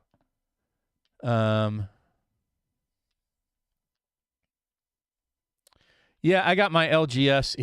He's going to set one of the spin down counters aside for me. And like I said, I already made a Phyrexian-esque spin down counter. A little disappointed I did not pull a Mondrak or a Mom. I'm not going to lie about that. That's a bit on the disappointment side. But life treats me well, right? So, if I have to if every Magic pack I ever open is just as cruddy as can be, karma is paying me off by having a wonderful fiance, Miss Sherry Vegas. Awesome friends. I say it very often that I live a much better life than I deserve. I don't think I'm as good of a person as the people that surround me. And that's not being humble. That's just the truth. I have an amazing daughter. I have a wonderful mom. I have a great job. Cool bosses. So, love my house. At the end of the day, life is sweet for me. And, I get to come on to the YouTubes and people actually tune in. So I will take all of those things in exchange for opening baller Magic packs, right? Like, in the scheme of things, Bob does very, very well in life overall. So I can't complain or kick or moan about any of it. Tokens. Oh, gonna have to sort that out. Lands, art cards, fart cards. Garbage. I don't even know what to do with those things. Don't know what to do with these. Freaking list cards. That's gonna be its own special thing. My lands are so juicy. See, I know, super fast. You're waiting for me to say it more. Absolutely, Lance. Thank you so much for stopping in. Hopefully, Commander Masters doesn't get in the way of me getting to meet with you in Indianapolis. If it does, so be it. C'est la vie. Such is life. That's what that means. It's the way the cookie crumbles, right? So, no. Hey, look. I was going to open these bundles either way. This was not intended to be opened on stream because I don't like promoting the opening of product. It's kind of against my personal message. I don't like opening it superfluously. But again, I was going after the oil slick lands solely. That really, truly was the only reason I bought these bundles. So I couldn't lose, right? There was no way for me to lose. So why not share the pain of bad boxes with you all? I opened product. I've opened product recently. The box on the round table. I believe that opening shouldn't just be arbitrary for most people.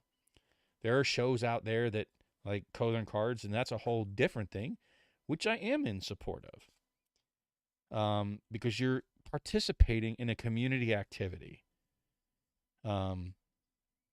where I think it becomes dangerous are the closet pack rippers that are seeking for value, and when they don't get it, they're in trouble, right? Meaning that they've borrowed off of credit cards and they're trying to flip and they're trying to get into the hype that Magic was during the fever pitch of 2021.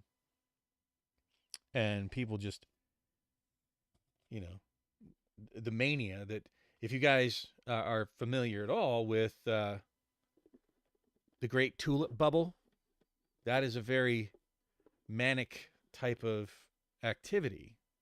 And that was very much how I would describe the 2020-2021 pandemic era for Magic the Gathering and other collectibles, is that it was a manic, frenzied buying spree, which is what I was saying, that Mr. Cox and Cynthia Williams are not to be blamed, and you should interpret that as to take credit for Magic doing well during that era. They did nothing to make Magic better. The reason you see those super huge spikes and all of that was the market. The market doing actually kind of nutty things, right? So, yeah, clearly box one was the worst.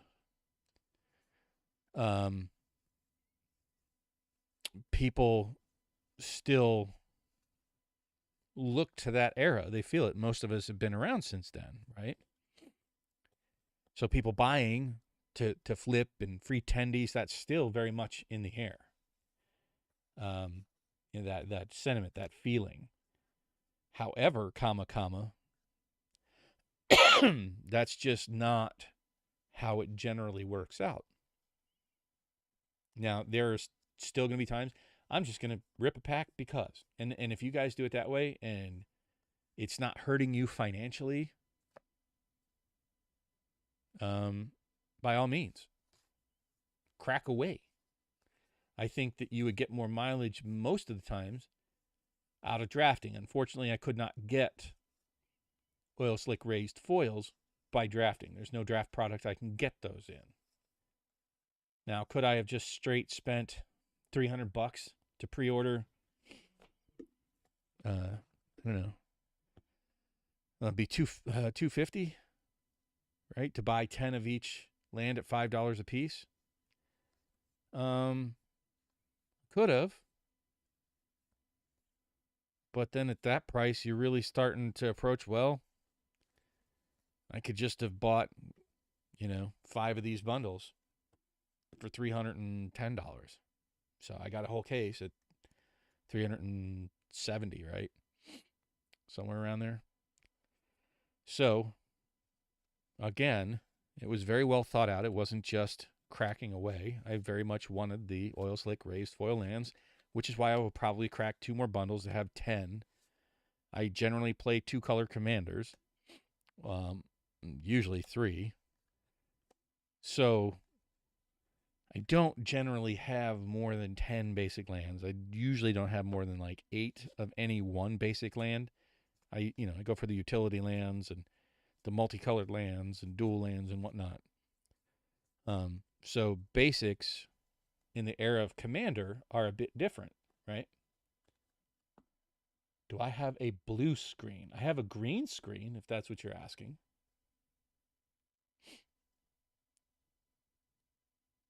And I can talk to you about all that. I mean, hell, I'm not shy. So I'll show you my whole setup. You guys, for those that stuck around, you want to see it? Here we go. So, yes, very much. Down in the basement, right? With all my garbage everywhere in my corner. And behind me is the green screen. And yeah, I got the nice light set up and all that jazz. And yes, that is a giant Black Lotus. Woot woot. Got that from a friend for a Christmas gift, and then I had the Nicol Bolas printed. It's someday I was hoping to have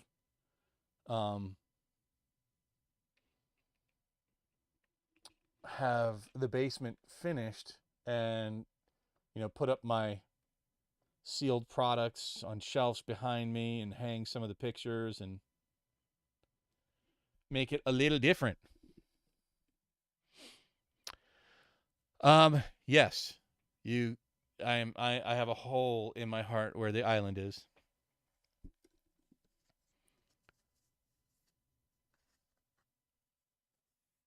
And yeah, like when I'm drinking a green drink or, wow, this kind of doesn't really throw it off for the yellow, green dice. What about this one? This one might be a little, yeah, there we go. That's pretty doggone funny. Almost said it. But that's the color, so, woo. It's me, see right through me. There we go. Yes, playing with green screen. Fun with green screens. Wonder how the bundle boxes look. Oh, they look fine. I mean, they're a little weird, but they're fine-ish. Probably because the rainbow hued picks up some of the greens and filters it out. So, what are all of you doing? Are you going to play some... So, for those of you that don't know Kebby G, please, by all means, go out, give him a look, a like, and a subscribe. He's often playing Magic on Arena, and he's a good, fun, gracious, just a really decent, fine human being. And even when I'm just alone, I don't care if I'm the only person watching. I go in and I watch the Kebster play. He's intelligent. He talks through it. It's entertaining, really. A very personable guy. Please go check him out. I think it's worthy. His time and efforts on the tubes are worthy of people watching. He's attentive to his audience, way more attentive than I am. I mean, I try to keep up with the chat, but the Kebster is much better at it than I am.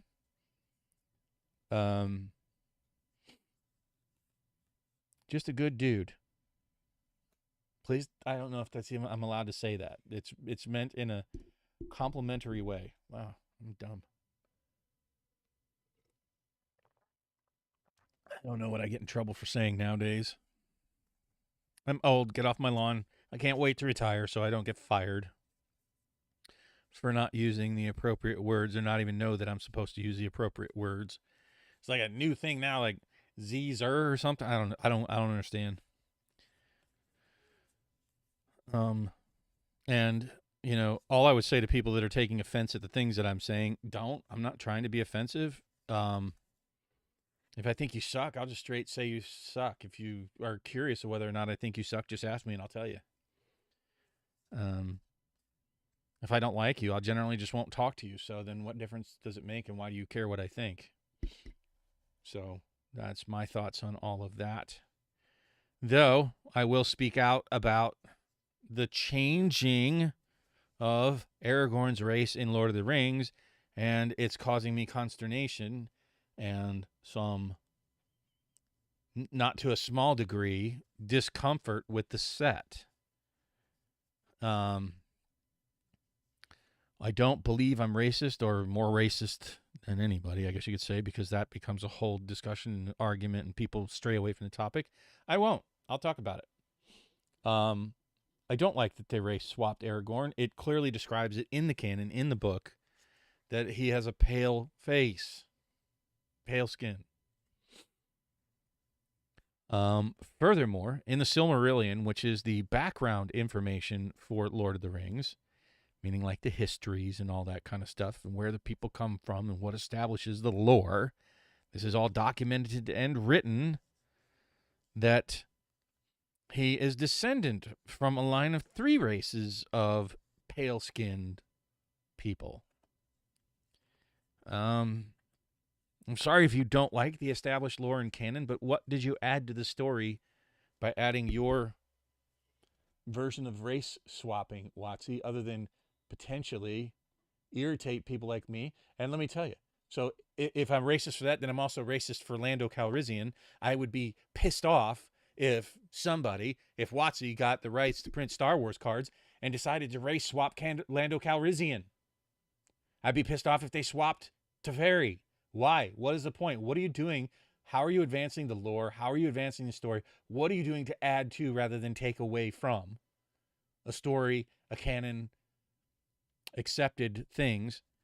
It's if it's a social agenda, let's address social issues in the proper social format.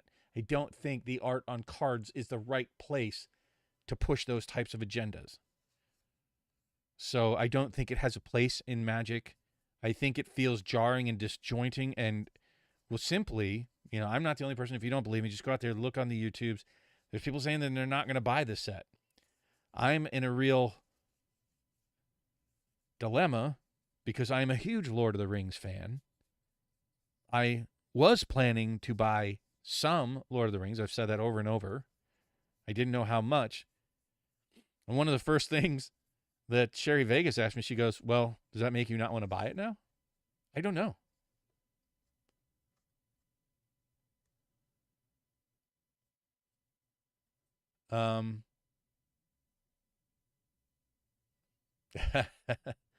Right? I'm not interested at all, like, in the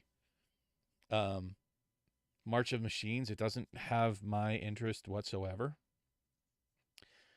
All right, so the way that I organize, so getting into these, so these are all the standard versions. This is the commander part of the set. So that I always put the commander cards behind the regular set. All right, and they have their own numbering system. Like if you look on the bottom, so they're not numbered part of the normal set. I don't strictly go by the numbering. I do follow the Wooburg pattern. Like if you go back and look, it makes sense if you start from like alpha, beta, where they just went Wooburg and then land in Wooburg order before they had numbers on the cards. And then you follow the numbers and they seem to follow that pattern. But I put the rarest cards first. And I organize mythic through common, right? So if there were mythic full art manga versions of, I'm sorry, if there were full art manga versions of mythic through commons, I keep the mythics with the mythics, but I order them in that order. The rarest versions of cards that I can determine to the least rare version being the base version. So if I had 3 copies, say these were 3 copies of Drivnod, and one of them was, I don't know, we'll call it the oil slick. That would be first. Then would be and I would do all of the oil slicks in Mythic, right? Then I would do the next rarest Mythic, which would be these manga versions. I also do it in alphabetical order because that typically follows the numbering. So in this case, this would be the order, right? So in my binder, it would be starting, if I'm starting to put in all will be one. This is the order they would go in. And then I would get to the rares next. That would be, these don't go in at all. I have no place for freaking list cards. I hate list cards so much. You don't even know. Lands I keep in an entirely different binder and in different places. It's kind of a mess because the variants, even with, like in this one, we have what? How many full art variants do you have with foil and not foil? So you have the oil slick, at least 5 versions of a single land, for planes. You have at least 5 versions of planes, not counting the basics along with their foils. So you have 7 versions of basic lands, the same basic lands, planes.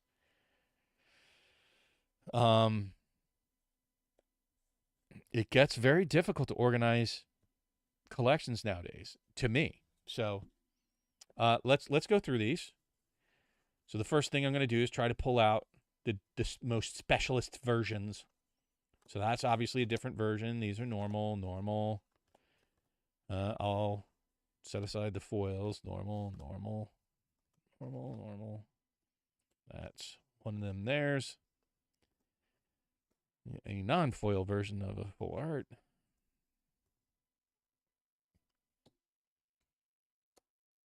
Lands I actually keep separately. Don't ask me why. Because I access, actually, the reason I do, I have a binder for special lands. I don't keep them with their sets. Because I access the lands far more frequently than I do non-land cards. So I generally don't keep them with their sets except for the early sets. Yeah, I know we all do crazy one-off kind of things. So I don't know. It's so bleeping hard to organize. I don't criticize the way anybody does anything. Like I said, lands I keep in an entirely separate binder. And so I have 2 Blackleaf Cliffs, being the most rare version of that. And the next most rare version I have is that. I try to keep land cycles together. Since this doesn't fall into the land cycle, even though it's in the same set, I just go alphabetical with like the one-off weirdo ability type of lands. So, again, lands are going to go basically in that order once they hit my binder. So, yeah, I mean, I could see why Blake was struggling because even this is a one-off, the Phyrexian full art version. I didn't pull a single other Phyrexian full art or Phyrexian art version of anything. That one will go in probably in my specialty card binder because this is part of a bundle. If you even look at the bottom, it says it's the bundle card. So I consider that a specialty card. Here's my foils. They'll go in that order with the Skrelv. I'm happy with the Skrelv. All right, and then we have to go in Wooburg. Wooburg, Party of Me. Oh, there's another land that I didn't catch like a ding-dong. Oh, more lands. Wow. Big time ding-dong. Many lands. Okay. Cool. Let me straighten that out, get that corrected. So I think I even have to change these. Yeah, the monumental facade comes before the seed core, which I got dose of. The mycosynth gardens will come after the monument. Copper line and a double up on the razor verge. HS lands are squared away. Let's get all the white cards.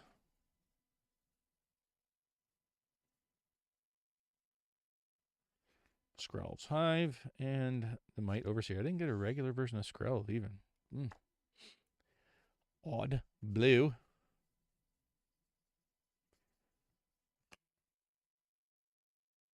Wow. 1 blue rare. So I got a lot of red. The black.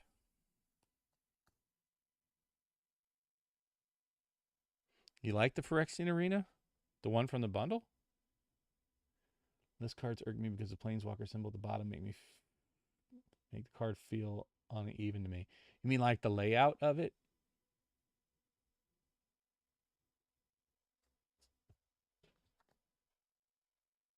Yeah, I don't like what I mean is it's hard to organize my collection, and I have so many damn cards that you have to have them organized, or they end up like what they currently are in my house, and that's everywhere, all over the place. I have to clean them up before company comes over. It's a task. I'm not gonna lie. I don't know why people say that. Terrible thing to say. I'm not gonna lie. Would you tell people I'm gonna lie? Like that's just kind of dumb. So some greens.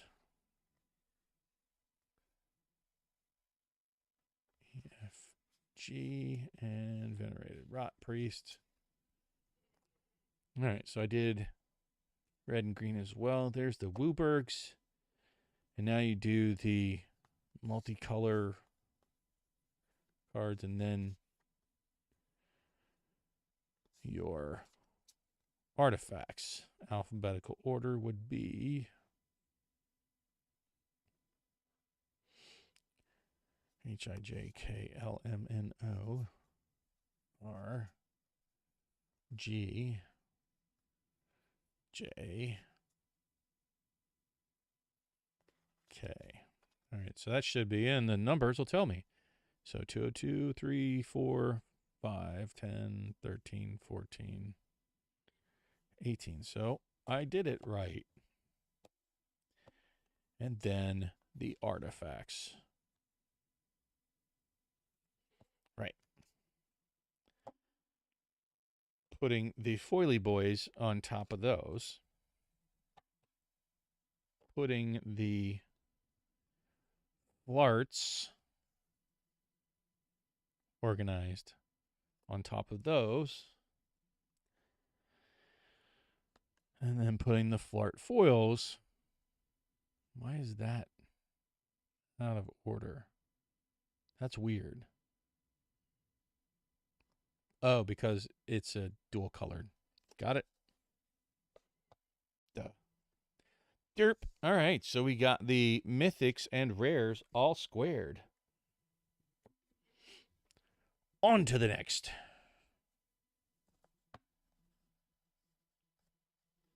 So hopefully you guys enjoyed most of this.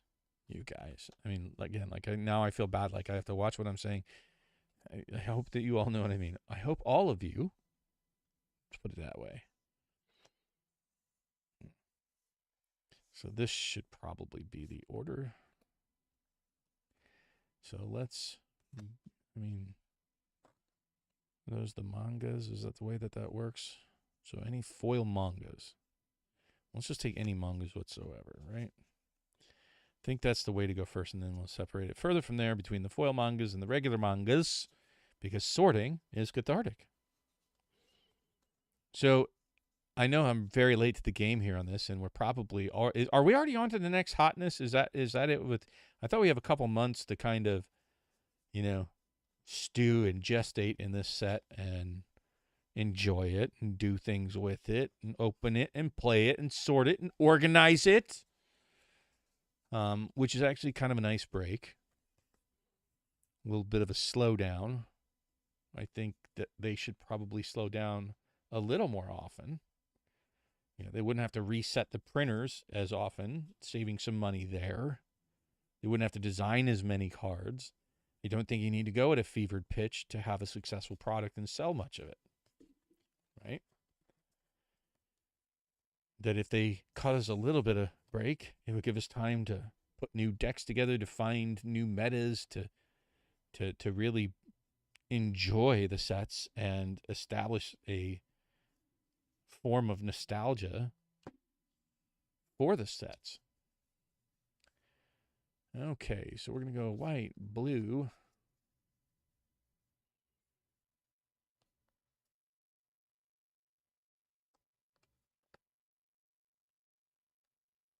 Oh, didn't even realize that's the only foil I got was that Thrumming Bird. Yeah, I think that is actually already ordered. So that was pretty easy for the manga uncommons, with the foils being on top. So we'll go through and pull out all the foil uncommons first, because I don't think there are any other versions I have to be concerned with. We'll organize those, and then we'll get to the uncommons and then the commons. Yeah, honestly, what I really want to be opening right now, and I know it's probably not what everybody wants to see, but there's just so many cards I still need out of Double Masters 2022. I have been buying singles. And yeah, it's still financially the best way to go, but needing so many of the cards in there that I just don't have, including some of the uncommons and commons. What if with every special set they did a complete bundle set box instead of a regular set box, making each set bundle more unique? But you would...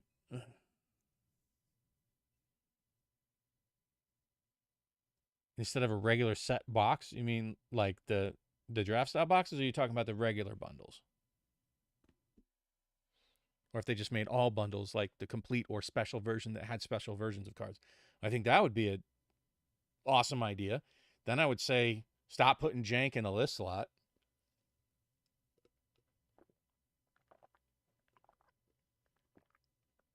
Actually, with all of the reprint sets and everything else that they're doing for reprints, including, secret layers and special parts of the sets, like the draft set for Brothers of War, reprinting a bunch of cards that were somewhat valuable until then. And I'm looking very specifically when I say that at Mishra's Bauble. I mean, they just completely obliterated the value of Mishra's Bauble in that set. And I don't know that it was all that warranted. I don't know that there were all that many people clamoring and screaming about trying to get their hands on a Mishra's Bauble, that it was too expensive. I mean, you could say it was too expensive for an uncommon, and so is Lotus Petal. But it didn't just obliterate the value of the versions in Brothers War. It obliterated the value of Mishra's Bauble across the board, right? So, I think that that's all very deadly for the future health of Magic. And ultimately, I think we all want the same things, just have different beliefs of how you get there. I'm a player, I'm an investor, and I'm a collector. Right? I fall into all of those categories.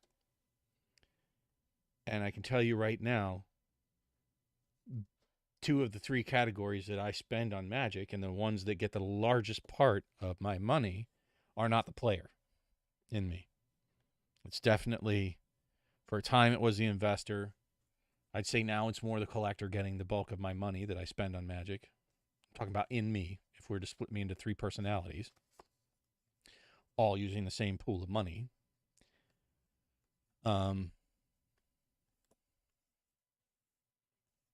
And what that says to me is that they're killing off the investor and collector. And there's multiple reasons for each of those. The rising prices, the massive overprintings, the reprintings of valuable cards killing the value of the seal that I have, all of that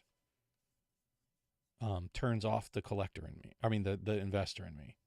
And I would say, from everything I'm hearing and from the other people I know that invest in Magic, I'm not the only one impacted by their direction over the past couple of years. Sure, if they get rid of the regular bundles, I'm fine with that. I don't think you need 2 versions of bundles. Like, that's really just too many SKUs. And there's no reason that you need a bundle if you're not willing to pay more money for it, because the cards that you get in there, except for the oil slick or whatever version they want to call it, I don't know, the Middle Earth version, or the Shire version of cards, or the Gondor cards, or whatever you want to call them. Yeah, I think that there should be a place for special printings. I think there should be multiple SKUs aimed at different financial levels. I think that they should treat the different SKUs with different print quantities. For example, if you say that you want cards to be cheap as a player, then you don't need the fancy pants, oil slick, raised foil versions, though you may want them. But if you're of lesser means and you need them to play, then sure, make a draft version, print that into the ground. That doesn't really matter much. If you want to aim at the high end in each set, then charge $1,000 a box and have a reasonable shot at, I don't know, serialized cards, oil slick cards, raised texture cards. Print a lot fewer of them. Make them very few on the print quantities. Don't print them into oblivion. Making both the seal and the cards themselves valuable. Okay, but I agree with you where you're saying that WotC only cares about the new 4-year players. It feels based off of what they said. I would agree that that seems to be where they're aiming. I don't believe that they understand. Now, LGSs do understand. Rudy understands. People that sell lots of Magic product understand that it's not the players that spend the most money on Magic. Let me repeat that. It's not the players that spend the largest amount of money on Magic. It's your investors and your collectors. The collectors, for a long time, were some of the biggest because they would crack box after box, case after case, hunting cards that they needed. Oh, I didn't do black, did I? I skipped right over black. And they would buy far more quantities of Magic because they need it to get to complete their sets. And they would do it by chasing it because it feels better that way. And when it was reasonable, it wasn't, at reasonable prices, $80, $90 a box. They didn't feel so bad opening it all and then selling off and, kind of mitigating the cost to be on the hunt for the cards they needed to complete their collections. It also gave a market for all the jank rares that nobody cares about. I would say a good 80%, if not higher, of all Magic cards don't see play outside of limited. I think that that's problematic, right? And so why have those? Well, because you needed them for people to complete sets. With the 9 different versions of basic lands, even within a set, and the 8 different versions of Elish Norn and blah, blah, blah.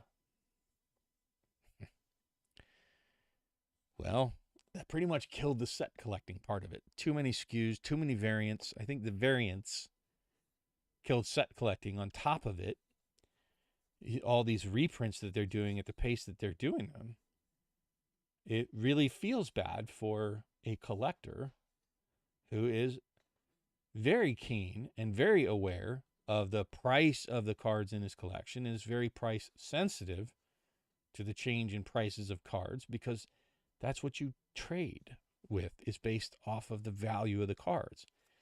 So when you're constantly reprinting, and they'll hold off. They don't need the cards to play with, so they're not in a hurry to get to a tournament and finish their deck with the cards. They'll just wait for you to reprint it in this market.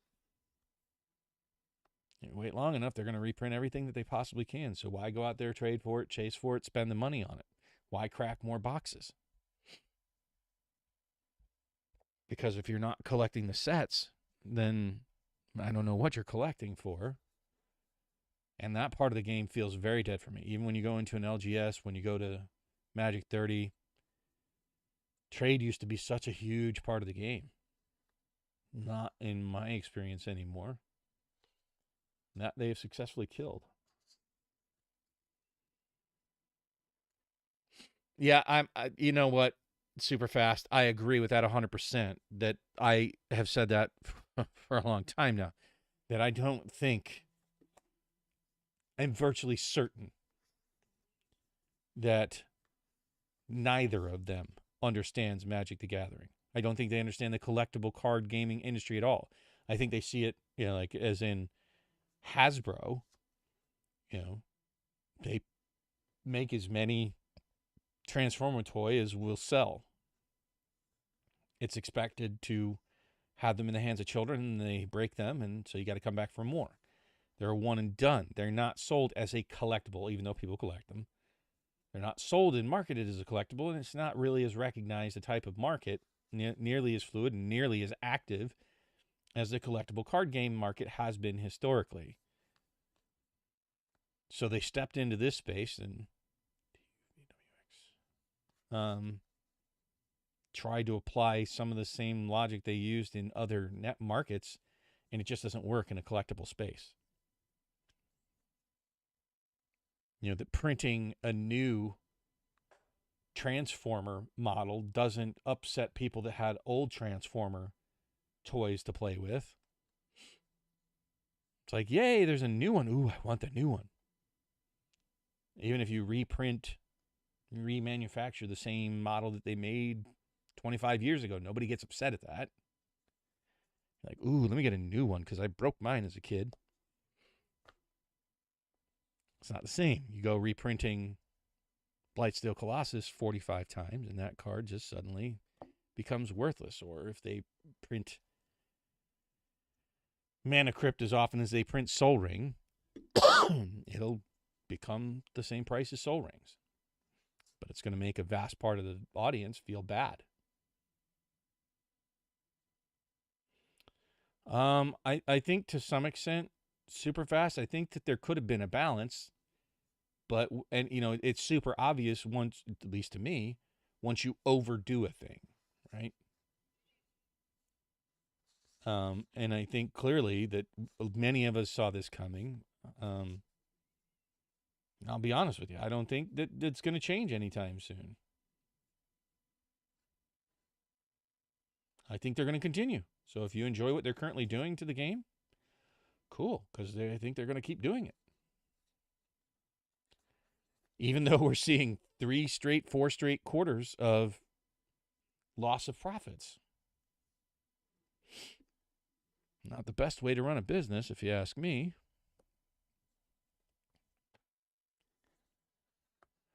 I know, they're going to say Magic is on an uptrend. But when you're cashing in all of your equity, I think this is going to be a very rough year. I think over the next couple of years, you're going to see a lot of, buckle up. I hope that many people are as committed to Magic as I am. I've been around it for almost 30 years now. I intend to be here probably the rest of my life with what I have, so it doesn't matter if they, it does matter if they kill the game. I think it would be bad. That would hurt tremendously for me. It's been a big part of my life. I would hate to see them destroy it. I would like to see a return back to just draft boxes. I didn't think anything was wrong with that version. I think that they could have introduced a new line and had that divide between the wealthy people that they want to appeal to and the, had a balance with the people of lesser means that just want to play or just want to play cheaper anyways, even if they have means. There's nothing wrong with both of those. But when you try to please everybody all the time, you end up pleasing nobody any of the time.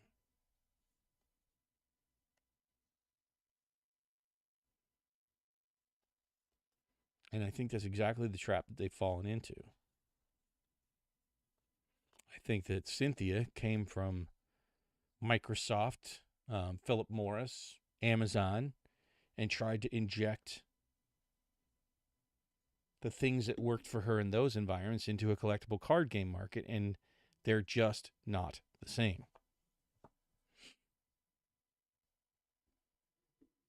There are many different markets that you can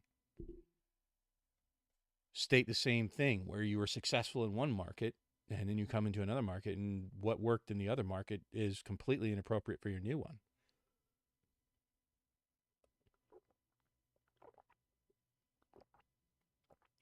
I was very disturbed.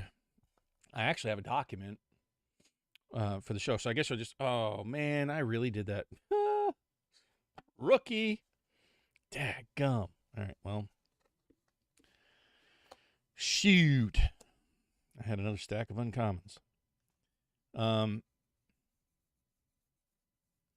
don't think that her methodologies that worked for her successfully in other companies apply to Magic. I think that it was very clear, and I highlighted a lot of points on some of the things I wanted to point out. I wanted to point out one of the things like Rudy talking about how, they stopped the sale short. Well, I can go into much detail about the actual facts of all of that. And I will on Cardboard Conversation. We'll dig into that probably this weekend. I'm going to talk to Pat about that. It's not going to be a comfortable conversation. And I think that there are many things to complain at WotC about. I think Magic 30 is really such small potatoes. I understand why some people are upset that They couldn't buy it, la la la. But nobody needed it. Not one person on this planet needed it. Whether you call them proxies, they're not playable cards, and nobody needed them. Period. Did people want them? Sure.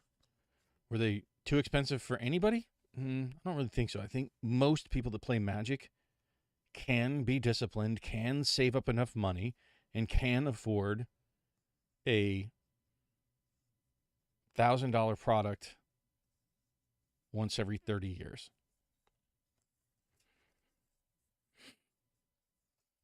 So, I don't buy into that. And I don't think it's really where they went sideways with M30. I think where they did go sideways with M30, I don't think that the price is great. I would like to have seen it around $500 a box. I think would have been more than fair.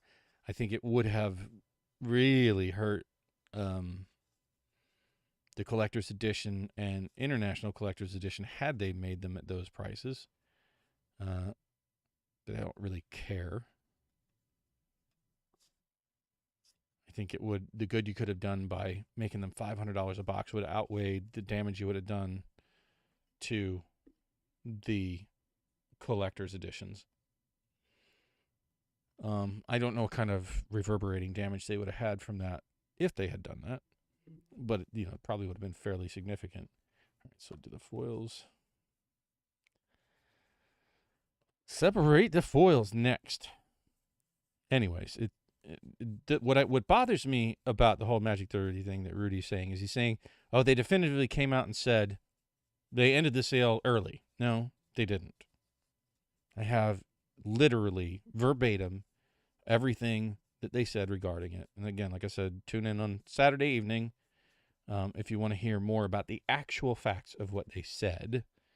And the problem that I have with Rudy constantly beating that drum is that it takes away the attention from the important things I feel are much more detrimental to the Magic community as a whole.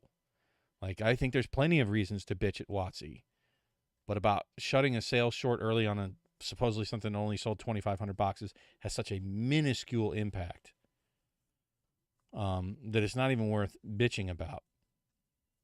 I don't think just rallying behind a wrong-headed cause is a right solution.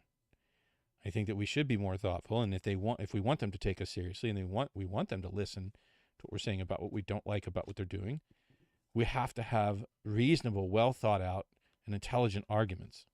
Just bitching because we're all angry and just because you get more people behind it doesn't make them move in positive directions.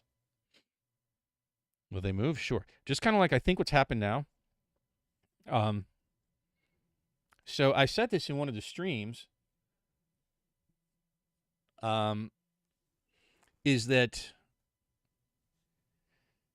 people just fussing about the amount of things that they print?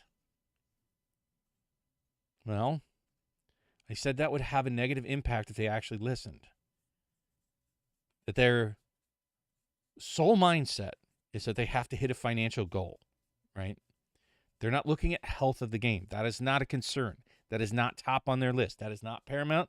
That does not drive every other decision that they make. What does drive every other decision they make is they've set a financial goal for products. So they're letting the financial goal drive everything that they do at the expense of all else. It's kind of like saying, and how it could be unhealthy, is like saying, I'm going to lose 50 pounds in 1 month. So if you just starve yourself to death for a straight month, don't eat anything, you might lose it, but the damage to your health might be irreparable. You might damage your body in ways you're just not expecting. Or say I want to lose 100 pounds in 2 months, or 150 pounds in 3 months, and just don't eat for 3 months. Well, you'll probably be dead by the end of that 3 months, in all likelihood. And even if you don't, the damage to your body could be so detrimental that, well, the rest of your life, you, have to walk with a cane, or you can't ever run uphill anymore.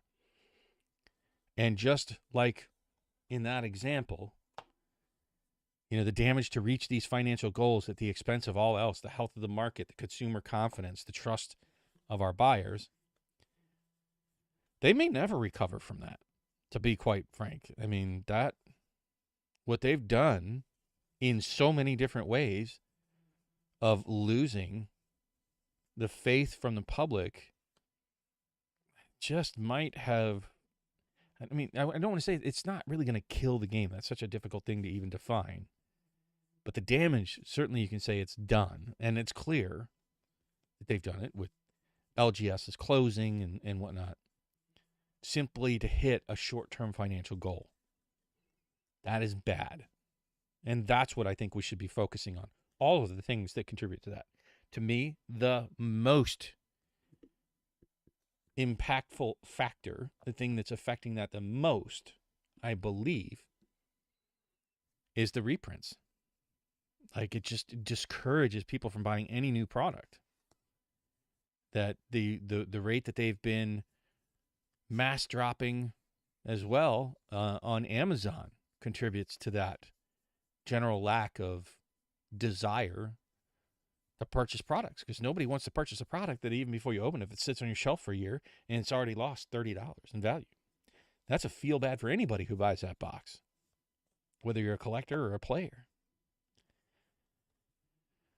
So I think that's the current state of Magic, and it feels bad. I don't even like getting into it on like streams anymore. It's pretty much a broken record for me until they change their modus operandi, right? Until they change their behavior and just stop doing the bad thing. Bad touch, Watsy.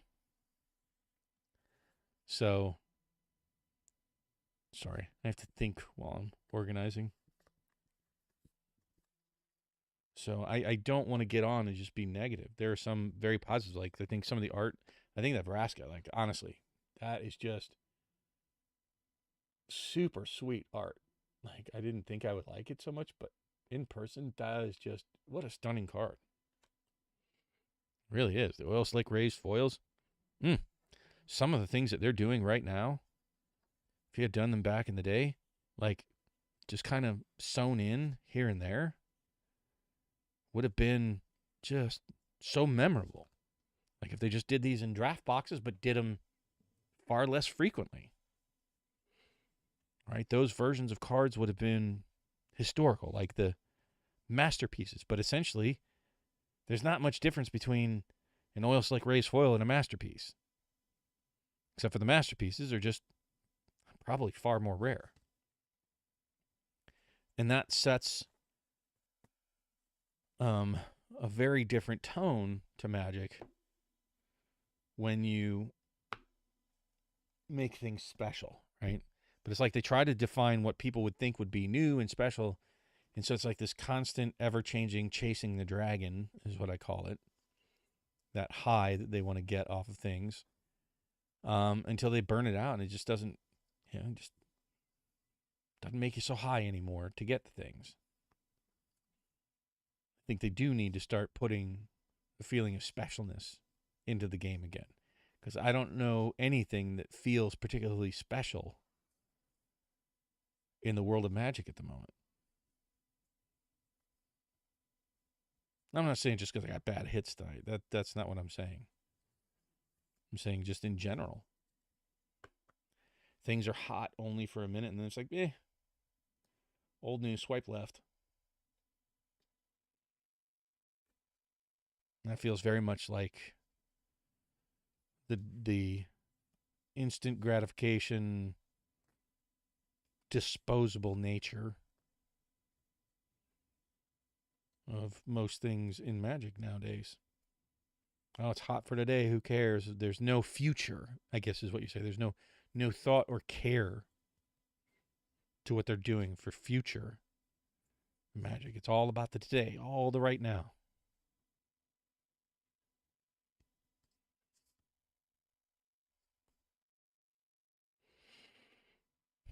Very instant gratification on the part of Watsy.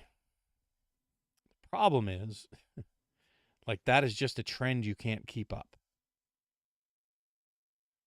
you will burn out your audience. And they'll probably, if they haven't already gotten there, get there very shortly within the next year.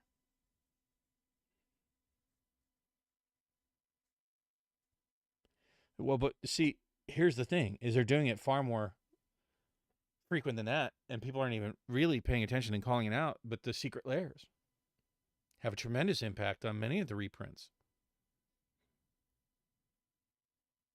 So it's not just a reprint set every 6 months that's coming out now. It's a nonstop, incessant secret layer drop.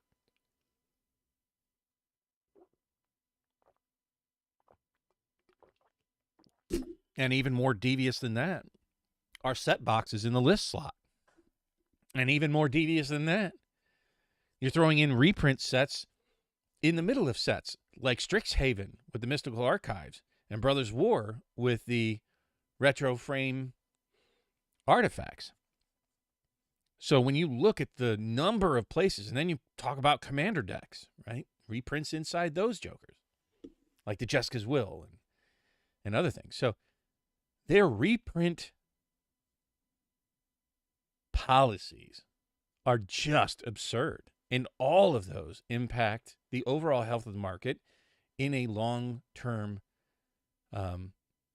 perspective. I think it's probably just you and me talking at this point super fast.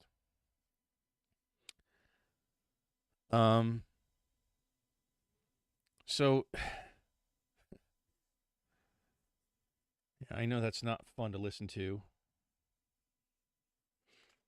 People just want to have hype and fun and magic. And I'm not all doom and gloom. You know personally how much I truly love playing Commander raids. That's why we came up with the format. I think it's a absolutely fantastic way to enjoy Magic. And I heard about a rush format from Hometown TCG. We had him on, I don't know if you caught that, on Cardboard Conversations. Really genuinely good dude. All right, so 9,900. He was talking very much about this rush format. I mean, I'm not big on head-to-head competition. It just, in general, it's not a feel-good for me, even when I win.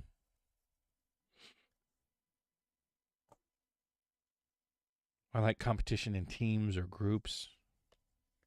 That's more the way I'm built. Or my personal tick, my personal problem is that I enjoy group wins far more than I enjoy individual accomplishments, even at work. Uh-oh. And DMU reserve list named reimagination, like Hazazon. Reserve list named. Oh, you're talking about how they reimagined the original Legends cards? I gotcha. I mean, do you think that really hurt things? Or do you think it just hurt the original Hazazon and those kind of things? Like if they make a better version of those cards. Is that what you're saying is detrimental? Because I could see that. Or like the Torwaki guy and the Goblin guy. Yeah, I think that the reimagined versions are better.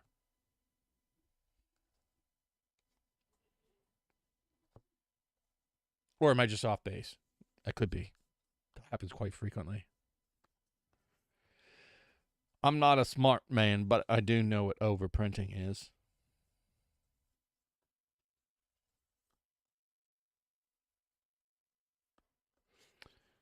And I can alphabetize like a mofo. But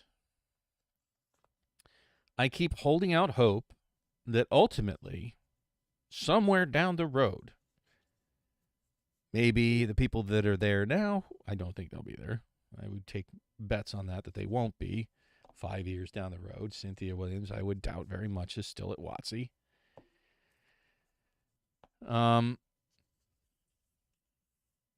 But hopefully, what I'm holding out hope for is that they will recognize the error of their ways, establish policies that are more better for the long-term health of the game,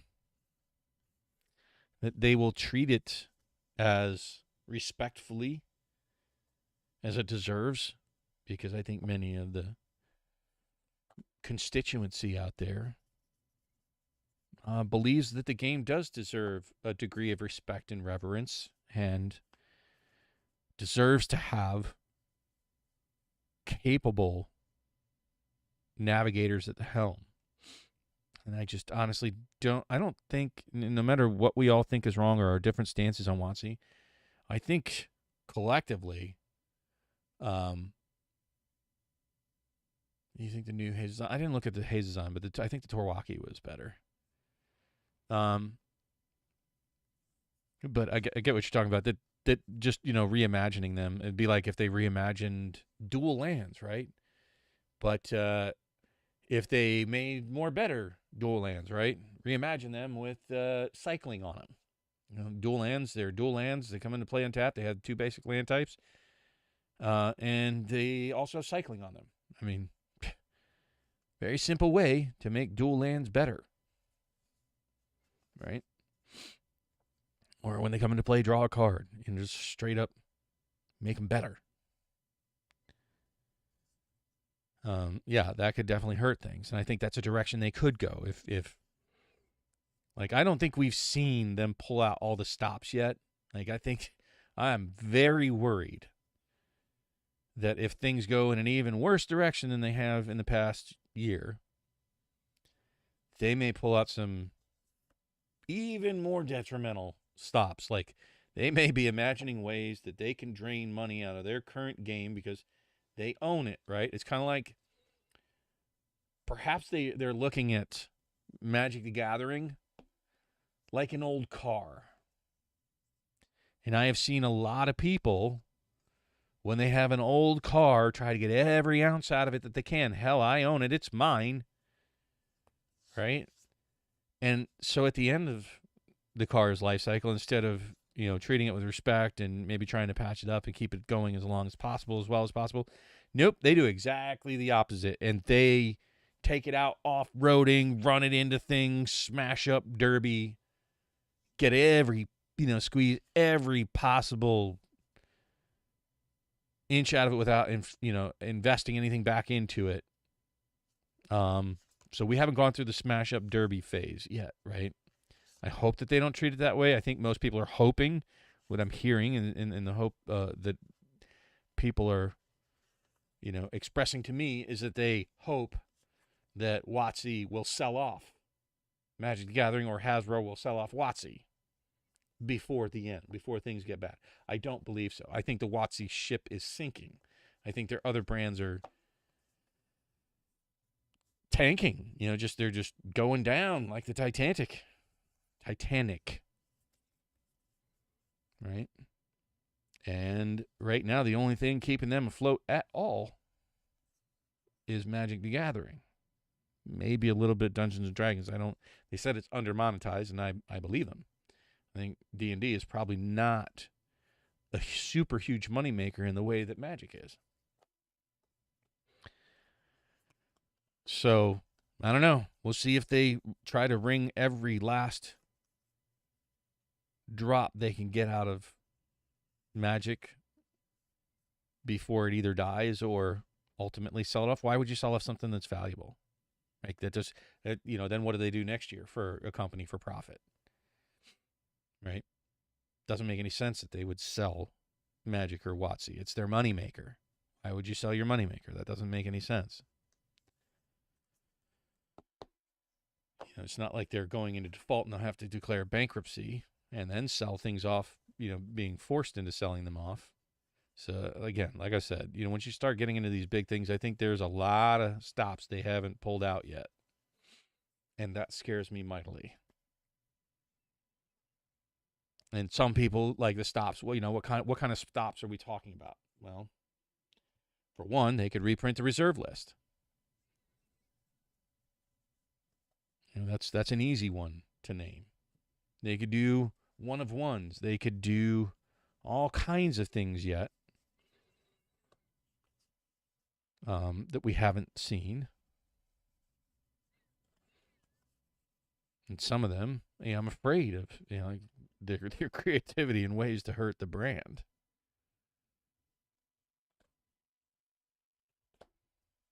So I don't think we've seen the most devious things that they can do just yet. They're not doing it to hurt people specifically. They're doing it, like I said, they have a directive.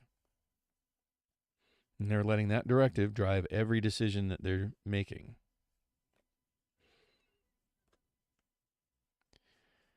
So we'll see. We'll see where things go. But I'll be here.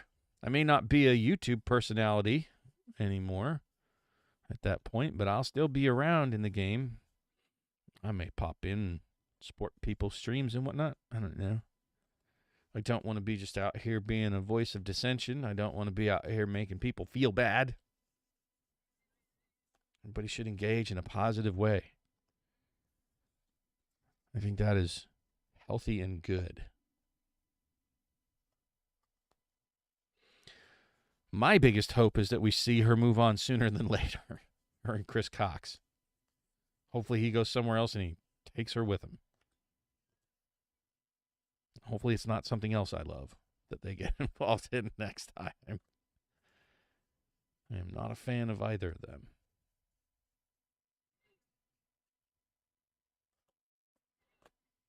Stay out of my sandboxes. Damn it. Don't mess up my mojo.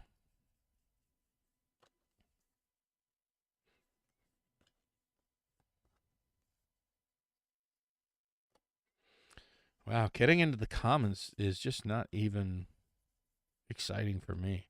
Though there is a catharsis for sorting cards. Truly, truly there is.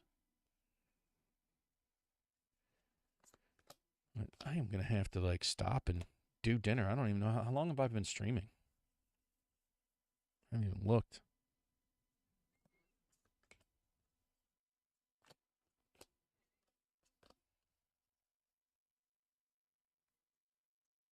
Easiest way to get the reserve printed is to unreserved list the silver bordered with an unstyled visuals.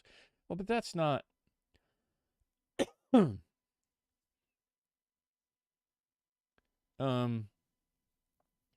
They could just straight up abolish the reserve list. Like all this nonsense, people talking about suing them. Go for it. Try it.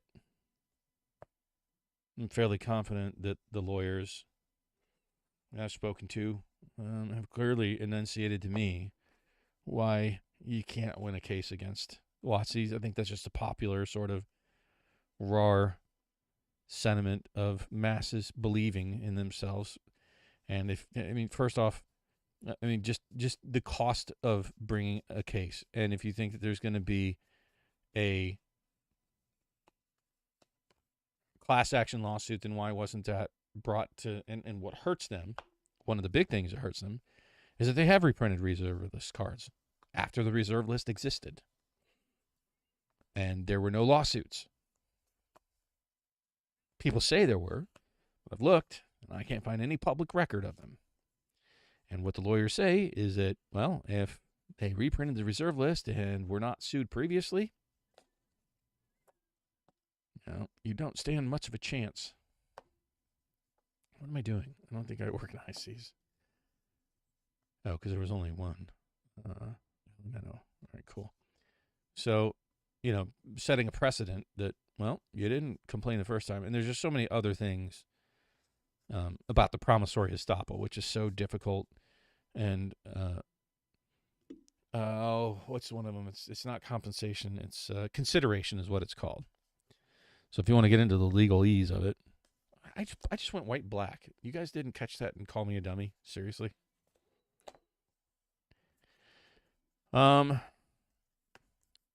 if you look up promissory estoppel and then you try to look at, the fact that it's basically trying to claim something under contract law, which is where promissory estoppel would fall. There's a term called consideration, meaning that WotC would be getting something for the promise of the reserve list, but they get nothing from anybody. There's nothing specifically that they got in return for their promise. So therefore, it doesn't meet the criteria for consideration.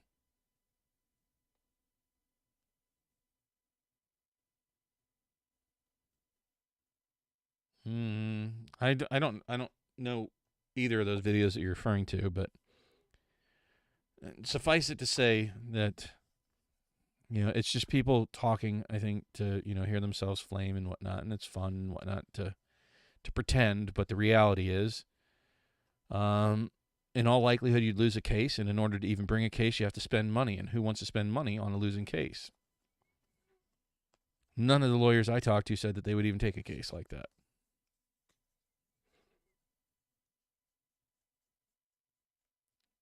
Some of them have even said, yeah, there might be some lawyers out there that try to pick it up, maybe even possibly on a class action basis, but I think that's going to be super difficult for all of them. You can try to bring a case against people, but it may very well be rejected by the court even before being heard. You don't have to try every case. You don't have to hear every case. The judge can look at it. I think it's like a summary hearing is what that's called. And they can just review the case and go, nope, no merit, and just move on without ever even hearing the case. And then you have to, spend more money, file again at a different level, and then hope that they would say, okay, there's merit here. We'll take a look at it. So courts don't even have to hear cases, by the way. They can just straight out reject them. So, again, I think it's super unlikely that the reserve list would ever lead to any kind of lawsuit. I actually have a bunch of this kind of waiting in the wings for a cardboard conversation. Just kind of as a someday talking about, okay, let's dig into it, because I have documents and case law and all that ready to rock and roll to talk about it in a very, okay, let's get into the real nuts and bolts rather than just, public flaming and nonsense without actually investigating.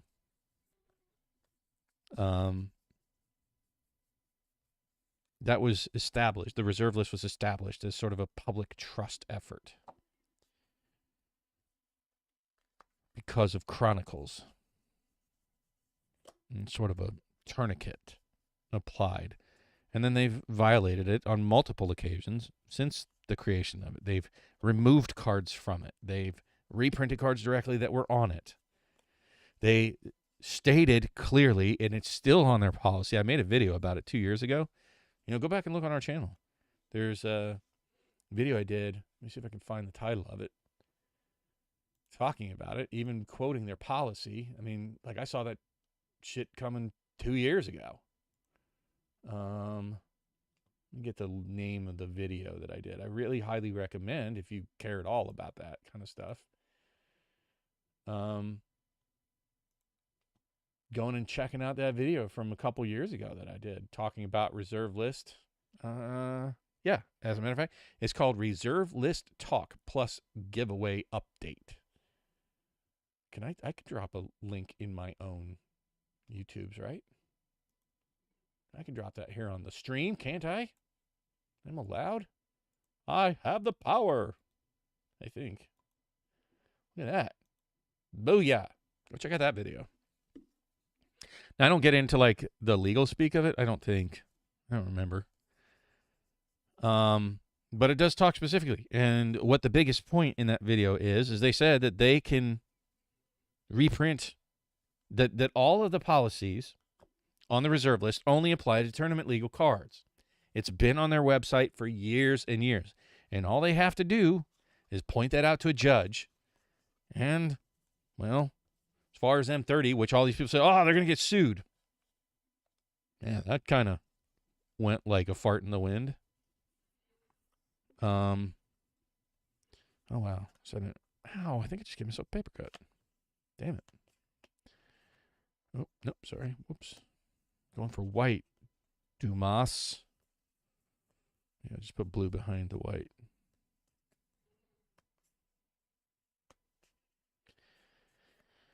But yes, and I pointed out all the different ways that they've reprinted reserve list cards, following the letter of their own policy, which all that it is. People speak like it's a law that they're violating. Well, it's not. It's their own publicly stated policy, right? And all companies reserve the right to change their policies at any time. Additionally, most of the people would not be losing money from WotC. They'd be losing money from secondary market purchases. So, I mean, once you start really digging into it, you're going to have a mountain of a climb to try to prove that WotC's to blame for anybody losing money on Magic cards.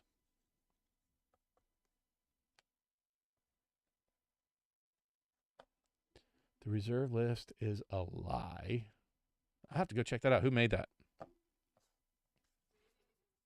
Man, I got a lot of white cards. Holy moly. Wow. Those are... Oh, do I have another stack? Oh. Man, you guys are watching MTG Gaming Noob here. Wow. Noob saucing all over myself here. Where's the black? There we go.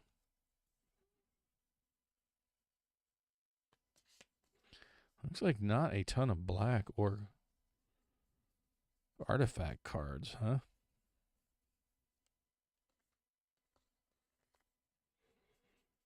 Wow, really not a lot of black cards.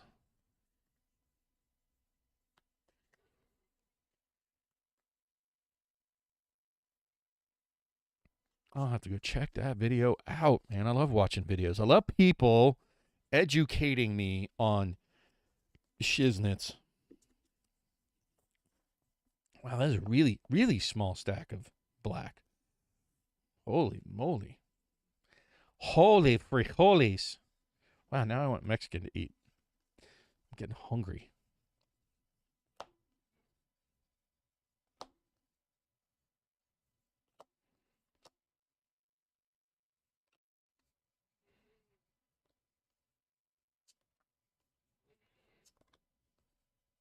So you guys playing any this weekend? Matter of fact, super fast. Would you like to play some Commander raids this weekend? If so, just send me a time. You don't have to answer me now. You can hit me up in the Discords. And Johnny, I don't even want to try to pronounce the last name. No, but that's what I'm saying, Coach. If you look into it farther, it won't. It can't. They don't meet in any way. No, I'm hearing you. I'm just saying that they can't. And I didn't state this in my video because I didn't dig into promissory estoppel, which is why I was talking about, possibly getting into this. Pat was very excited about the idea of me digging into it legally and picking it apart, because I did reach out to some lawyers. I might even still have some of the communication I had with them about promissory estoppel and the reserve list and all that nonsense. And they're just a couple of lawyers. Any lawyer can chime in. Lawyers, they put their pants on one leg at a time, just like anybody else does, and they make mistakes. And I don't know how good the lawyers were I was talking to. Because I was talking for free. I was just curious, doing some research. And that's when I really had a hard time wrapping my head around this concept of I want to keep saying compensation, but it's not compensation. It is. Oh, jeez Louise. I don't want to get into it right now. But you can look it up when it comes to the reserve list and promissory estoppel. And there are some people that say they're lawyers and say that, oh, there could be a case here, blah, blah, blah. Consideration. That's what it is. So if you want to look at promissory estoppel and consideration, those are the two most critical factors. Not even the fact that, there was no lawsuits brought against WotC when they reprinted reserve list cards or took cards off the reserve list previously that really kind of hurt the case. But there's no case because there's no consideration. And that is one of the requirements. If you look at requirements to determine violating promissory estoppel. Like, you can Google that stuff, and you'll see that one of the components of that, you have to establish consideration, and there is none. And I mean, it was a little annoying when I was talking to the lawyer about it, because he kept talking about it, and clearly I didn't understand what he was saying about. I didn't understand what consideration is. Basically, you get something for the promise. That, okay, I make this promise, and then I get something for it. Well, what is the something that WotC got for putting the reserve list into place? And the answer is nothing, because it can't just be a promise that will continue to buy cards. It has to be more solid than that. And there's no case of anybody showing that they would continue to purchase cards if WotC made the reserve list. So in essence, WotC gets nothing for having the reserve list in place. There is no compensation that they get. It's not worth anything to them that you can prove that they got in return for making the promise. And that's the simplest way I can put that.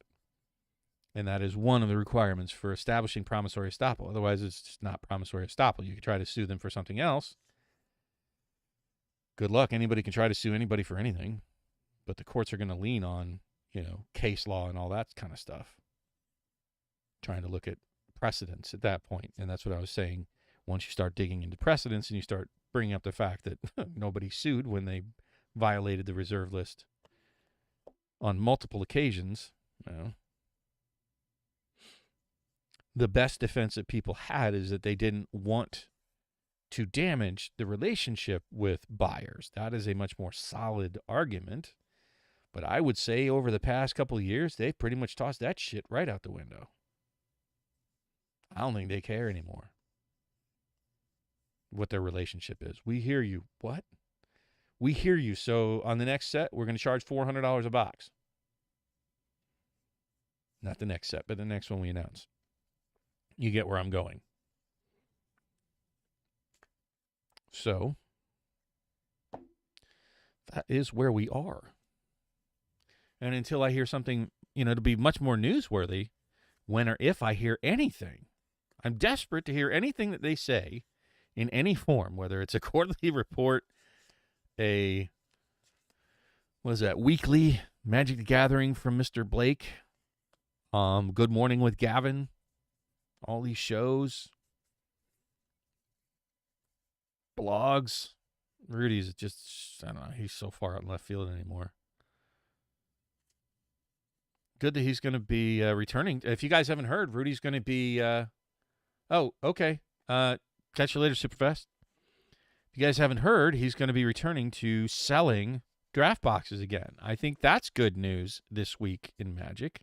At least it is to me. I have a friend who does have, he is a Rudy patron, so a local friend, and I can get boxes through him. So I'm pretty excited to be getting, when or if it's possible, to get some more for actually all will be one at $89 a draft box delivered. That's happy about that. That's pretty good, I think. I'll be happy enough with it. I plan to buy at least one case. Maybe keep it to myself. Maybe split the case with my buddy. Depending on if he wants to or not. So that was very good news, I think, in Magic again, because that was, that's a good price. $89 is cheaper than I've seen anybody else selling it for.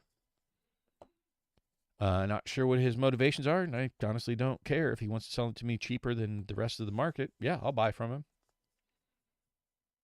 Not a problem. I usually go for the cheapest. I am not loyal to LGSs, just to help keep them afloat. Like, I asked my LGS literally today, what are you charging for your draft boxes? He's like, I don't know, $135, $125. I was like, okay, cool story, bro. Not interested at that price. There are many other boxes at that price. I think I'd still rather. I think you can still get what, Ravnica,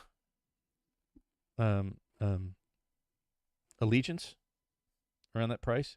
I looked at freaking Throne of Eldraine. Jeez Louise, those kind of went up a bit.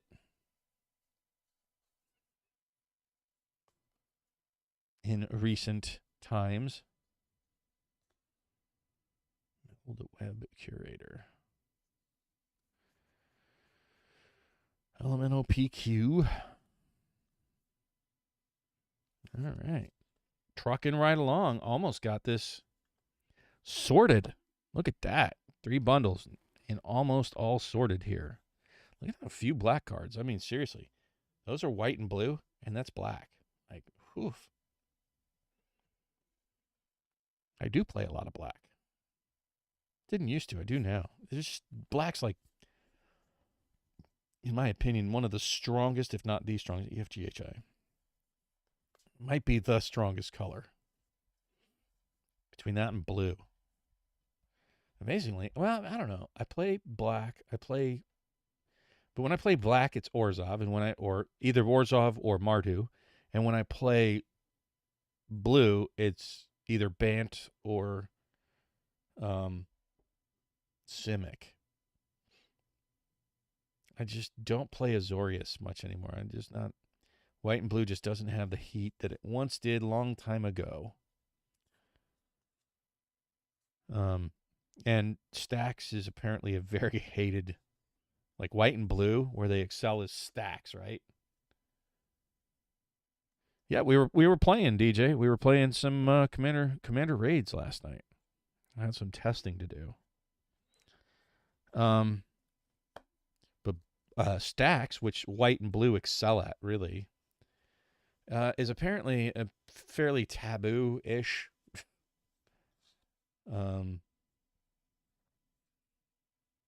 style of play. Like, I hate discard, mill. Not a big fan of counterspell. I mean, to a limited degree, it's fine. But when it's oppressive counterspells, I believe in counterspells in like a defensive sense, right? Like you're trying to blow up what I'm doing. I just want to make sure I can do what I'm going to do without interference. That's the way I view counterspells. But when you're doing it in an oppressive sense, like I'm going to prevent you from doing anything. That I can understand why people hate it.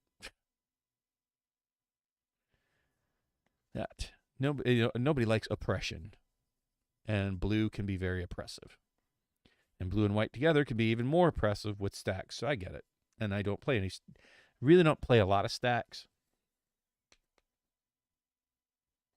No, I don't like using joysticks and whatnot. What's up? The trash heap.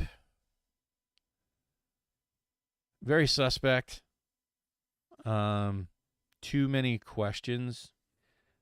We'll have to see. I don't know how you would prove it to begin with or disprove it. So not a lot to say in that case. The only thing that stuck out to me from the trash heap is the M30 that's in it and what the implications of that. Because quite frankly, for Unfinity, you can get it relatively cheap, and Modern Horizons 2 is cheaper now than it was at release. 2 years after release. It's very sad. I think they just printed that really hard into the ground, and it's going to take a very long time for Modern to recover from that. If it ever does. It may not. It may never recover. Which is sad because I have a shit ton of Modern Horizons 2. So that might be, oh well. You can't predict that they're going to print it on like 6 or 7 different print runs. So Modern Horizons 2, in essence, will not be affected by a very, very small few pallets of Modern Horizons 2, maybe 1 or 2 pallets. Unfinity, yeah, didn't get the warmest of welcomes. I think that there are problems with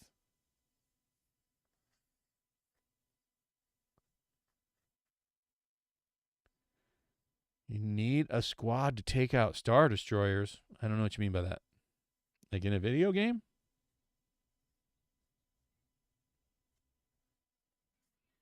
Or are you talking about my Imperial Star Destroyer on the thumbnail? Yeah, I mean, but I didn't need a land dump to say that. You know what I mean? Like, and honestly, it's not even the overprinting that's the problem. It's the reprinting that's the bigger problem. And not that overprinting isn't a problem. It is one of the problems, but it is less of a problem because if you just let it be, like picking at a scab, eventually it will heal. The problem with reprinting is it's like perpetually picking at the same scab and never allowing it to heal. I don't know what yes means.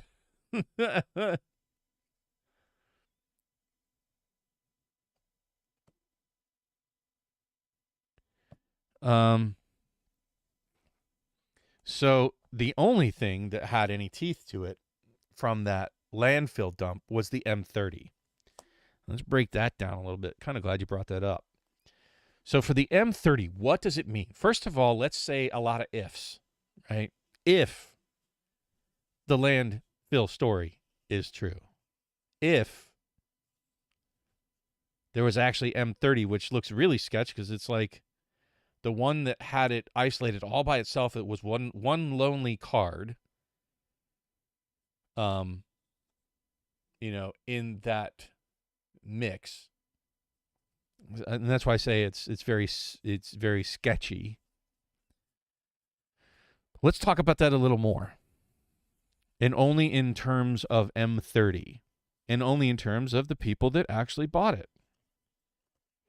So let's say that they really did not send out M30 to the LGSs.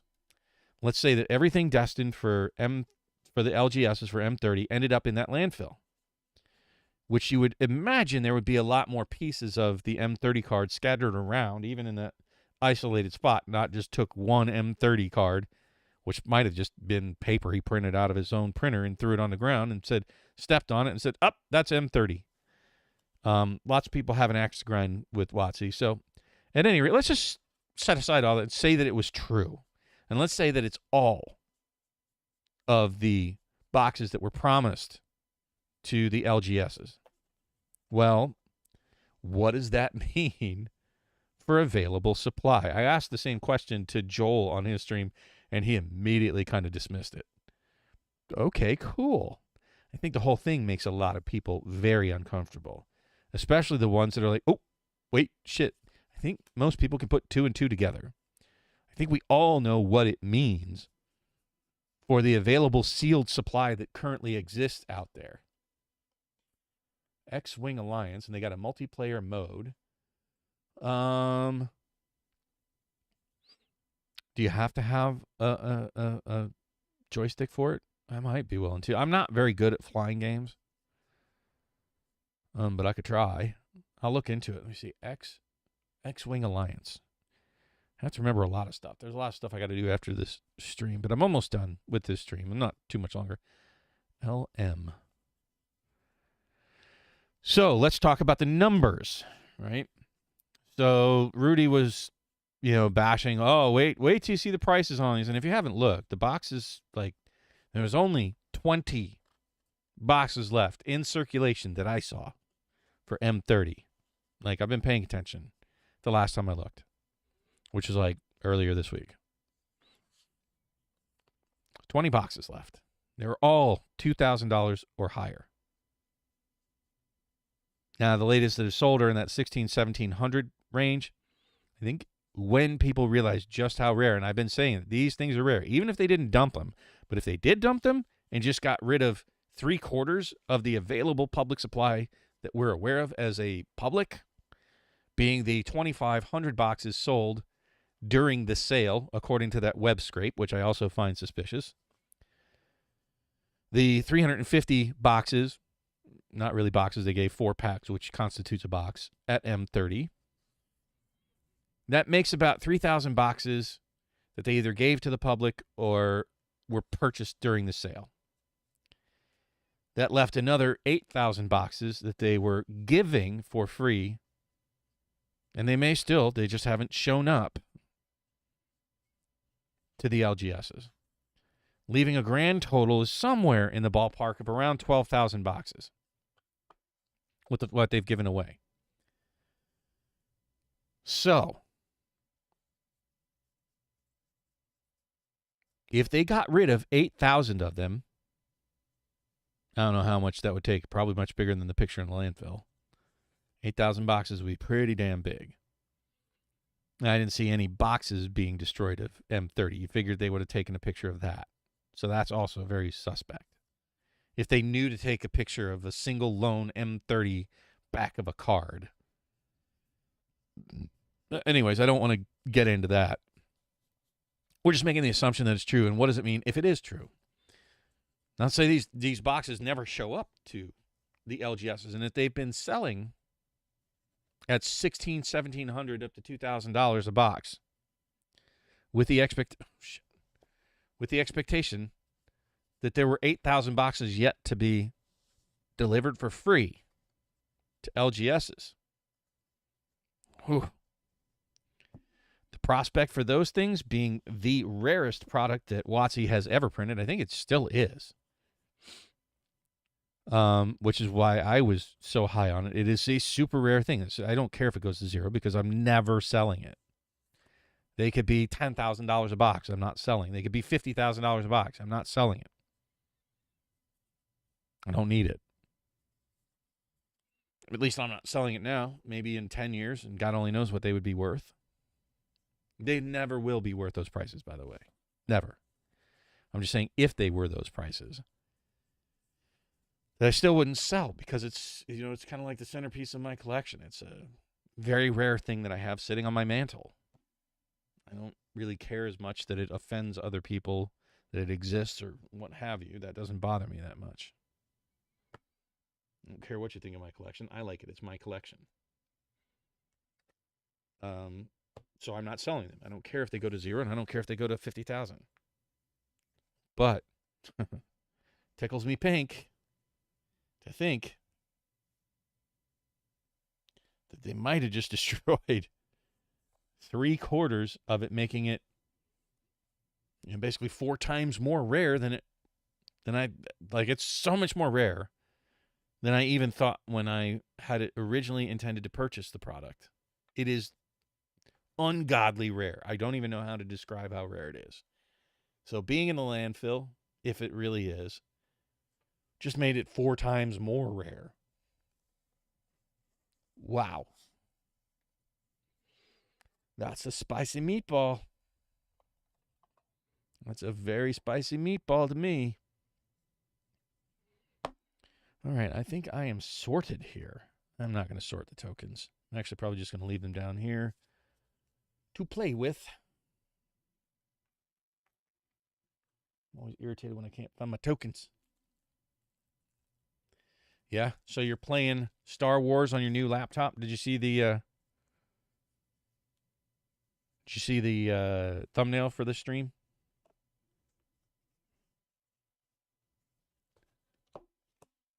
I did terrible. You want to see what I pulled?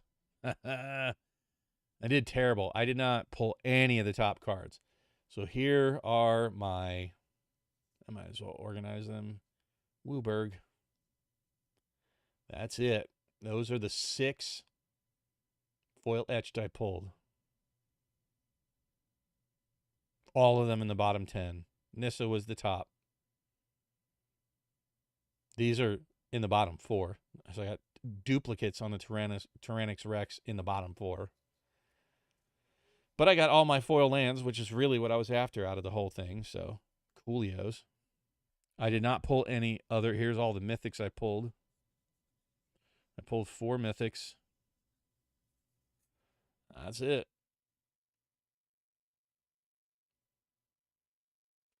Oh. You talking about the oil slicks? Is it not good video?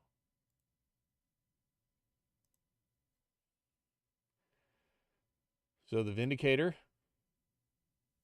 Dribnod, Capricious Hellraiser, 2 times Tyrannus Rex, and Nissa. That's it. Here are the mythics I pulled outside of that. Avraska, Hiker Moon, which is probably one of the best hits in the whole box. I mean, oil slicks are worth more, but whatever. Drivnod and Luca. That's that. So it was not a bueno box, not by any stretch. It was definitely a nut punch. At least felt like it to me. Not a feel-good box. There was no like, woo, look at that kind of, you know, look at what Dave sent me for Christmas kind of vibes. That was not happening. That was not happening on any of those 3 bundles, unfortunately. But I have enough of the set, I think. I might open 2 more of the bundles out of that case, ultimately. But that'll probably be, you know, like with friends kind of thing. Drinking beers, being friendly, socializing, that kind of jazz. All right, so I need the foil. These are all foils. Let me get the foil Phyrexians out of here. Phyrexian, non-foil. Phyrexian, non-foil.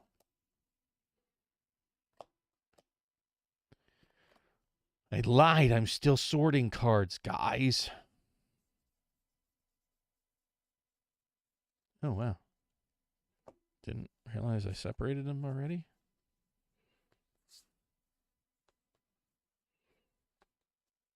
Yeah. All right. So those are sorted. Wow, getting really down to it. In the lands, almost done with the stream, folks. Kind of makes me sad. I've enjoyed this afternoon sharing time with you fine folks.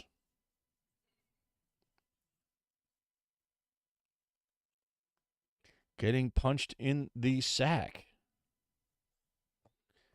I mean, it was almost as bad as the bundle, as the box I opened on the round table. Not quite as bad. The round table one, that was, woo.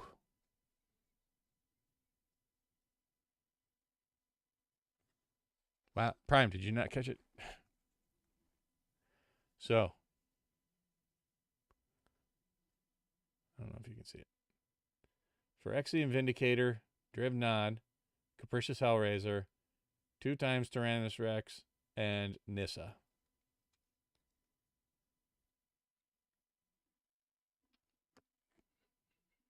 The big ones are in my color pie.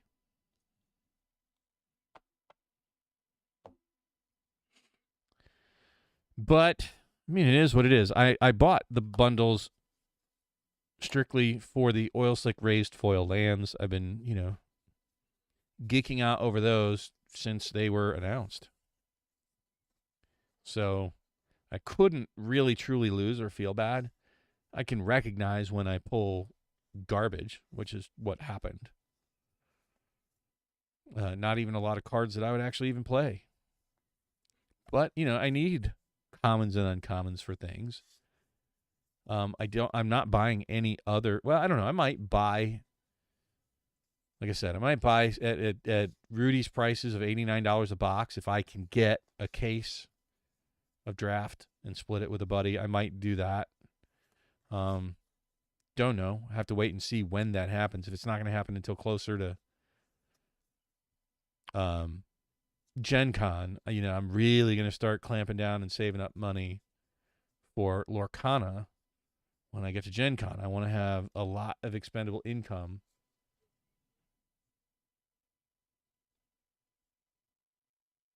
Yeah, Tyrannixes are the 4th least valuable of anything you can pull out of that slot. Out of 20 cards, they're in the bottom 4. I got 2 of them. out of 20, all of mine were in the bottom 10. I didn't get any of the top 10 hits out of 6. So that's some pretty bad averages in reality. So that be that, folks. Oh, I gotta put these in here. Separate, gotta keep them separated. And these effing list slots. So here's the list slots, guys. Doubled up on Ryukin, Ken. Let me see. I don't think I got a single. Those are the 2 rares I got in the list slot. And why does that not say? It's definitely a common. Oh, it doesn't. That's right back then. Oh no, I got that as a rare. That's probably the most valuable one I got. That's an uncommon, common.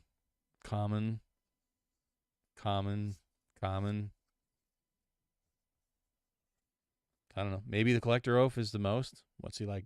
$4 maybe. I really wanted an Atraxa. Atraxa I would really like. I posted. So that's not me talking to myself, by the way, guys. That's Matt.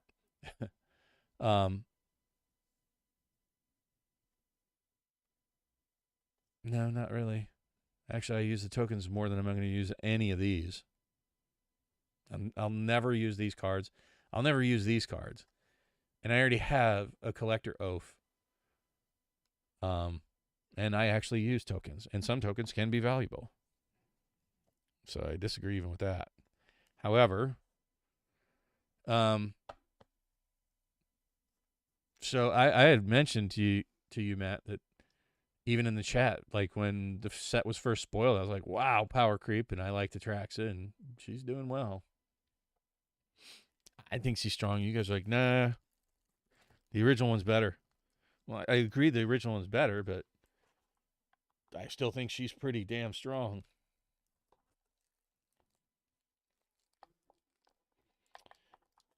I'm really happy with all the lands this time out of the collector pack, and they all seem to be pretty flat, so I'm happy to have all of them in reality. They will all make their way into decks, I believe, ultimately. Even these. But I think that is a wrap, folks. It's going to do it. It's been a epic. Yeah. I like hearing myself talk. That is a wrap for my Phyrexian bundles publicly opened. The other ones will not be publicly opened. Those are for me. But you got to watch me publicly get gut punched with the complete editions. So there's that. So all of you that don't like me, well, take much pleasure in the bad hits that I got out of these. Well, that is that for me, folks. Be kind to each other. Go out and check out our Commander Raids format. Play, enjoy yourself. Choose wisely with your Magic purchases. You got to see at least what can come out of these silly bundles. And like at a real pull rate. So hopefully that's useful. Until next time, check us out on Cardboard Conversations every Saturday at Pat the Popper's channel, 7 p.m. Eastern. I will give you more opinionated information. Until then, take care, everybody. Later. How do I stop this?